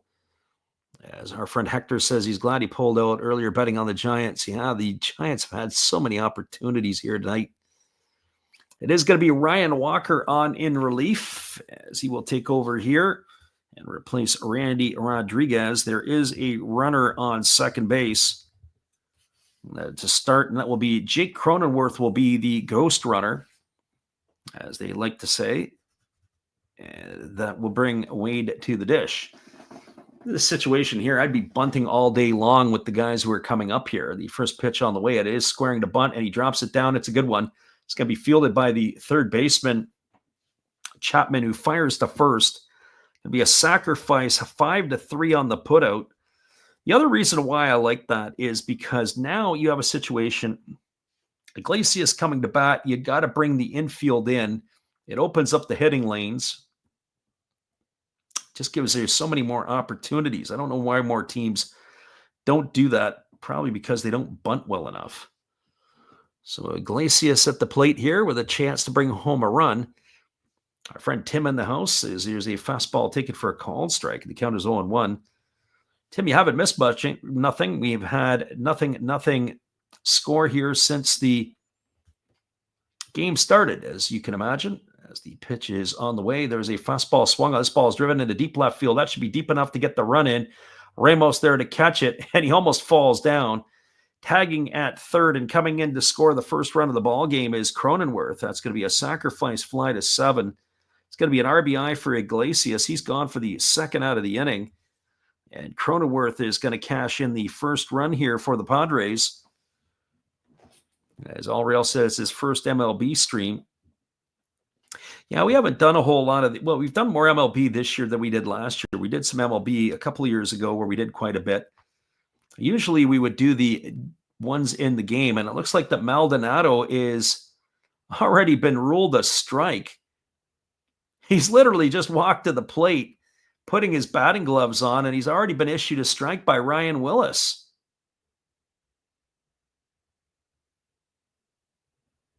So this is crazy. So Mike Schilt is giving it to him, and Schilt's still giving it to him from the dugout. I don't understand any of that stuff. I want to see the clock from the time it went. Schilt's not happy, so it's no balls and 1 strike, and they haven't thrown a pitch yet. And here's the offering. There's a fastball right down the middle. Now we're at 0-2. He can't even get his batting gloves on. He just threw one aside. So he's got the batting glove on his left hand. The right hand, he's going like Hunter Pence used to do with no glove. As the pitch on the way, there's a breaking ball. Why he didn't ring him up, I don't know, because that pitch looked pretty darn good. Now the Giants are upset at the home plate umpires. So here we go again. As the right-hander again holds to the set, now delivers. There's a fastball swung on and fouled away, and the count now is going to remain at 1-2. These rules, I could just see Game 7 of a World Series being lost on one of these stupid rule violations. There's a fastball swung on, grounded to short, fielded by Adames. He throws to first. Maldonado is out. He's not happy. I'm sure he's going to have a few words with the home plate umpire when he returns. That's a ground out that ends the inning 6-3, but the Padres get themselves on the board. They got 1 run in the inning on the benefit of no hits. There was no errors and nobody left the board. Your score as we move to the bottom of the 10th inning, it is the Padres 1 and the Giants no score. We'll be right back to see how this one ends in just a couple moments, or will it end? Will the Giants score a run to keep it going? Well, who knows? We'll be back in a few. It will be coming to bat, Koss, Chapman, and Encarnacion when we return.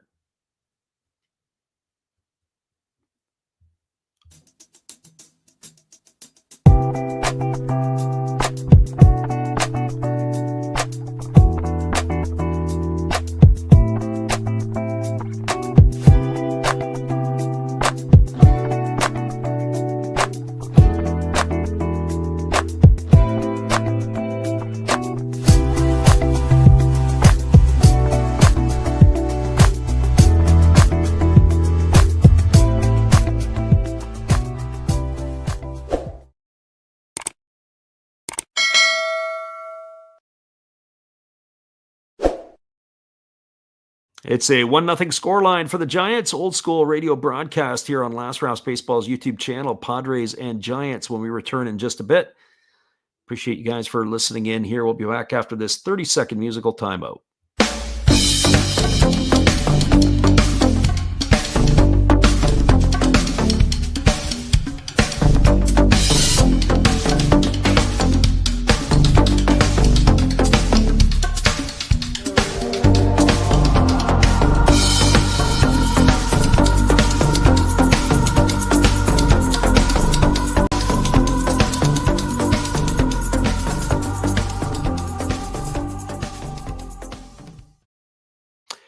Well, if you want a ghost runner at second base, you want it to be Jung-Hoo Lee. It is Robert Suarez who is going to stand to try to get himself now a victory, as it is going to be Christian Koss at the plate. And he is already squaring to bunt, and the first pitch on the way is a fastball bunted down the third base line, and it's going to stay fair. They throw to first, and that's going to retire Koss. I don't know on that one there. I think I might have wanted to take my chances to see if that thing would have rolled foul. That is going to advance Lee over to third. A good sacrifice there off of the bat of Koss. Goes in the books as a 5-3 put-up. Boy, that ball was spinning right down the line. Maybe not. Iglesias made the play to get it and to fire over to first. So one in the books here, and that is going to bring up the third baseman in Matt Chapman. Chapman tonight has a single in 4 trips. He struck out twice and grounded into a double play, and he swings at a breaking ball and chops that one foul. The count is 0-1. I guess if there's a saving grace here for the Padres, so you got Chapman and Encarnacion coming to plate. So there's a lot of swing and miss potential in these two bats. But Jung-Hoo Lee, the runner at third. Here's the pitch. Fastball swung on and lifted foul down the right field line.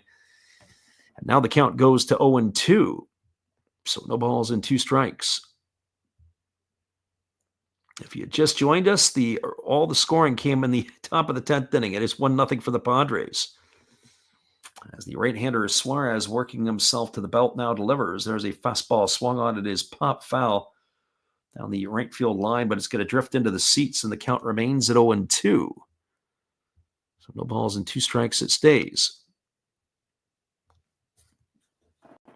Allrail says he wishes he could watch the game, but didn't realize it was the 10th inning. Yeah, well, you didn't miss anything for the first 9.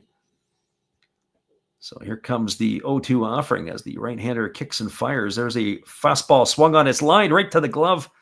Or did it? No, he took it on one hop to Iglesias. Oh, what a nice play. He checks the runner back to third, and he's going to throw to first to get Chapman. Oh, boy, I thought he made the catch and was going to have a chance at a double play. Lee had to hold on to it. It was a short hop as Iglesias got it, turned around, checked the runner, and then fired to one. So a ground out 5-3 for the second out of the inning, and it's going to leave it all up to Gerard Encarnacion. Whew. No Manny Machado, no worries for the Padres when you got Iglesias' glove over there at third. So 2 gone here in the bottom half of the 10th, and the first pitch on the way to Encarnacion is a fastball waved at and missed. Count is quickly 0-1.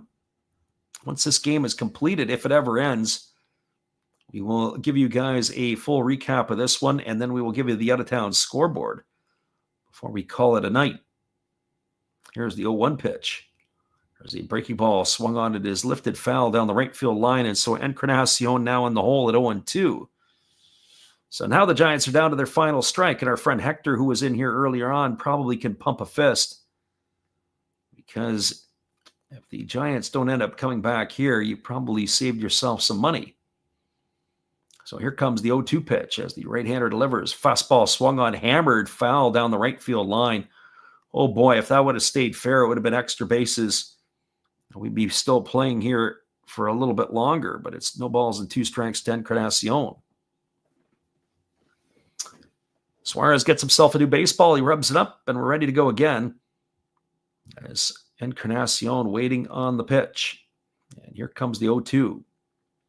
Kicks and fires. Fastball swung on, hammered right to the glove of the first baseman. That last pitch was at 102, and he hammers it right to the glove of the first baseman, Arias, for the third out of the inning.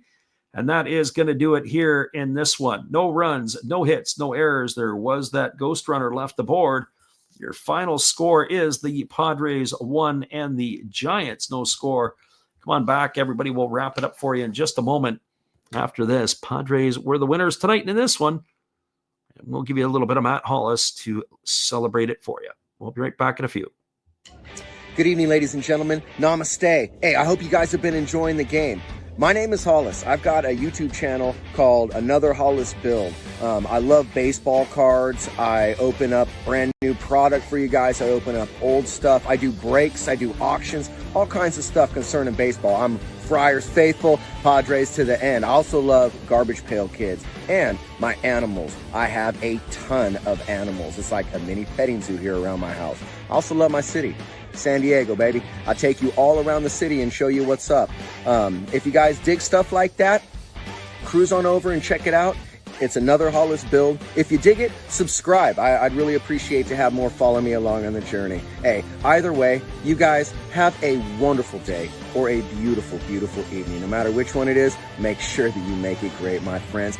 Big up Last Raps Baseball. Yeah, Freddie, let's go. One love and peace. Yeah, man. Welcome back, everybody. Our friend Gracie Lynn has been keeping us updated on college baseball, while LSU has extended their 7-6 lead to 10-6 in the top of the ninth inning against Little Rock. So it looks like they're going to punch a ticket to the Super Regionals as long as they can hold Little Rock off the board in the bottom of the ninth. Well, the game here tonight, it was a pretty crazy game. Our friend Hector as well. It was an unbelievable finish to this one. All the scoring was in the 10th inning with the ghost runner, Jake Cronenworth, on at second. Tyler Wade stepped up and delivered a sacrifice bunt to move him over to third, and up stepped Jose Iglesias, had a sac fly to bring home the first and only run of the ball game. It was the Iglesias show tonight because he made some great plays at third, including the play that he was able to get the ground out on Matt Chapman for the second out of the inning, and also to the sacrifice there by Christian Koss, the one before that, he was able to make a great play on as well. So Jose Iglesias, probably the player of the game in our eyes. Gracie Lynn said, yeah, Little Rock is imploding, gave it a good run though, unfortunately. Well, we'll take a look at the rundown across Major League Baseball. All the games that are currently finals, there's 2 games still underway. We'll get to those at the end. Tigers knocked off the White Sox today, 13-1 in Chicago in the Windy Cities. Tigers are the first team in Major League Baseball to get to 40 wins. They're 40-21 on the year. 13-16-0 for the Tigers, 1-5-0 for the Chi Sox. Flaherty gets the win. He's 4-6. Cannon the loss. He is 2-7. So it must be a full moon tonight or a meteor shower, but it is a Rocky victory, which is what is really strange. Rockies knock off the Marlins in Florida 6-4, 6-12-2 for the Rocks, 4-11-0 for the Marlins. Marquez the win, his second of the year for Colorado. Meyer takes the loss. He's 3-5. And it's Agnos gets the save for the Rockies, his fourth. Crazy. He saved 4 out of the 10 wins for them. Angels knock off the Red Sox 7-6 in Beantown. It is Zephyr John who gets the win. He goes to 3-1 for the Angels. Fitz takes the loss. He's 0-3. Kenley Jansen gets his 12th save. The Brewers knocked off the Reds in Cincinnati. It is Savali who gets the win. He goes to 1-1 for the Brew Crew. Brady Singer takes the loss. He's now 6-4. McGill gets the save. That is his 12th of the campaign. The Dodgers have are losing to the Mets right now. Let's try that again. Mets are beating the Dodgers going to the bottom of the ninth inning as the Dodgers are batting 2-1 for the Mets. 2-6-1 for the Mets, 1-7-0 for the Dodgers. It is Sugar Edwin Diaz trying to close that one out at the bottom of the ninth inning. And at the end of 8, the Twins have a 9-4 lead over the Athletics, 9-12-0 for the Twinkies, 4-7-0 for the Athletics. That is where that game is at the moment. Once again, your final here, 1-0 for the Padres over the Giants. We were talking about later that we were probably going to do an NPB game tonight as it is interleague play. Not sure we're going to get to that, though, if it starts at 2 Pacific or 5 Eastern. We're going to give it a try. So if you can, and if we are on, we'll make that decision in a couple hours' time. We're going to try to get out and see if we can see the meteor shower, which would be interesting, or at least the northern lights. If you're in an area where it is wide open, go check it out. Northern lights are in the north, and certainly if you've got clear skies, you can be able to do that. They said a couple of nights ago it was fantastic in some parts. If you've never seen them, I've never seen them. I'd like to see what it looks like myself. So hopefully we are able to get some northern lights here in the north to entertain us. And if we do, we'll put them up on our screen a little bit later. Once again, your final score, the Padres won, the Giants no score. Thanks again, everybody, for being with us tonight on the Last Raps Baseball YouTube channel.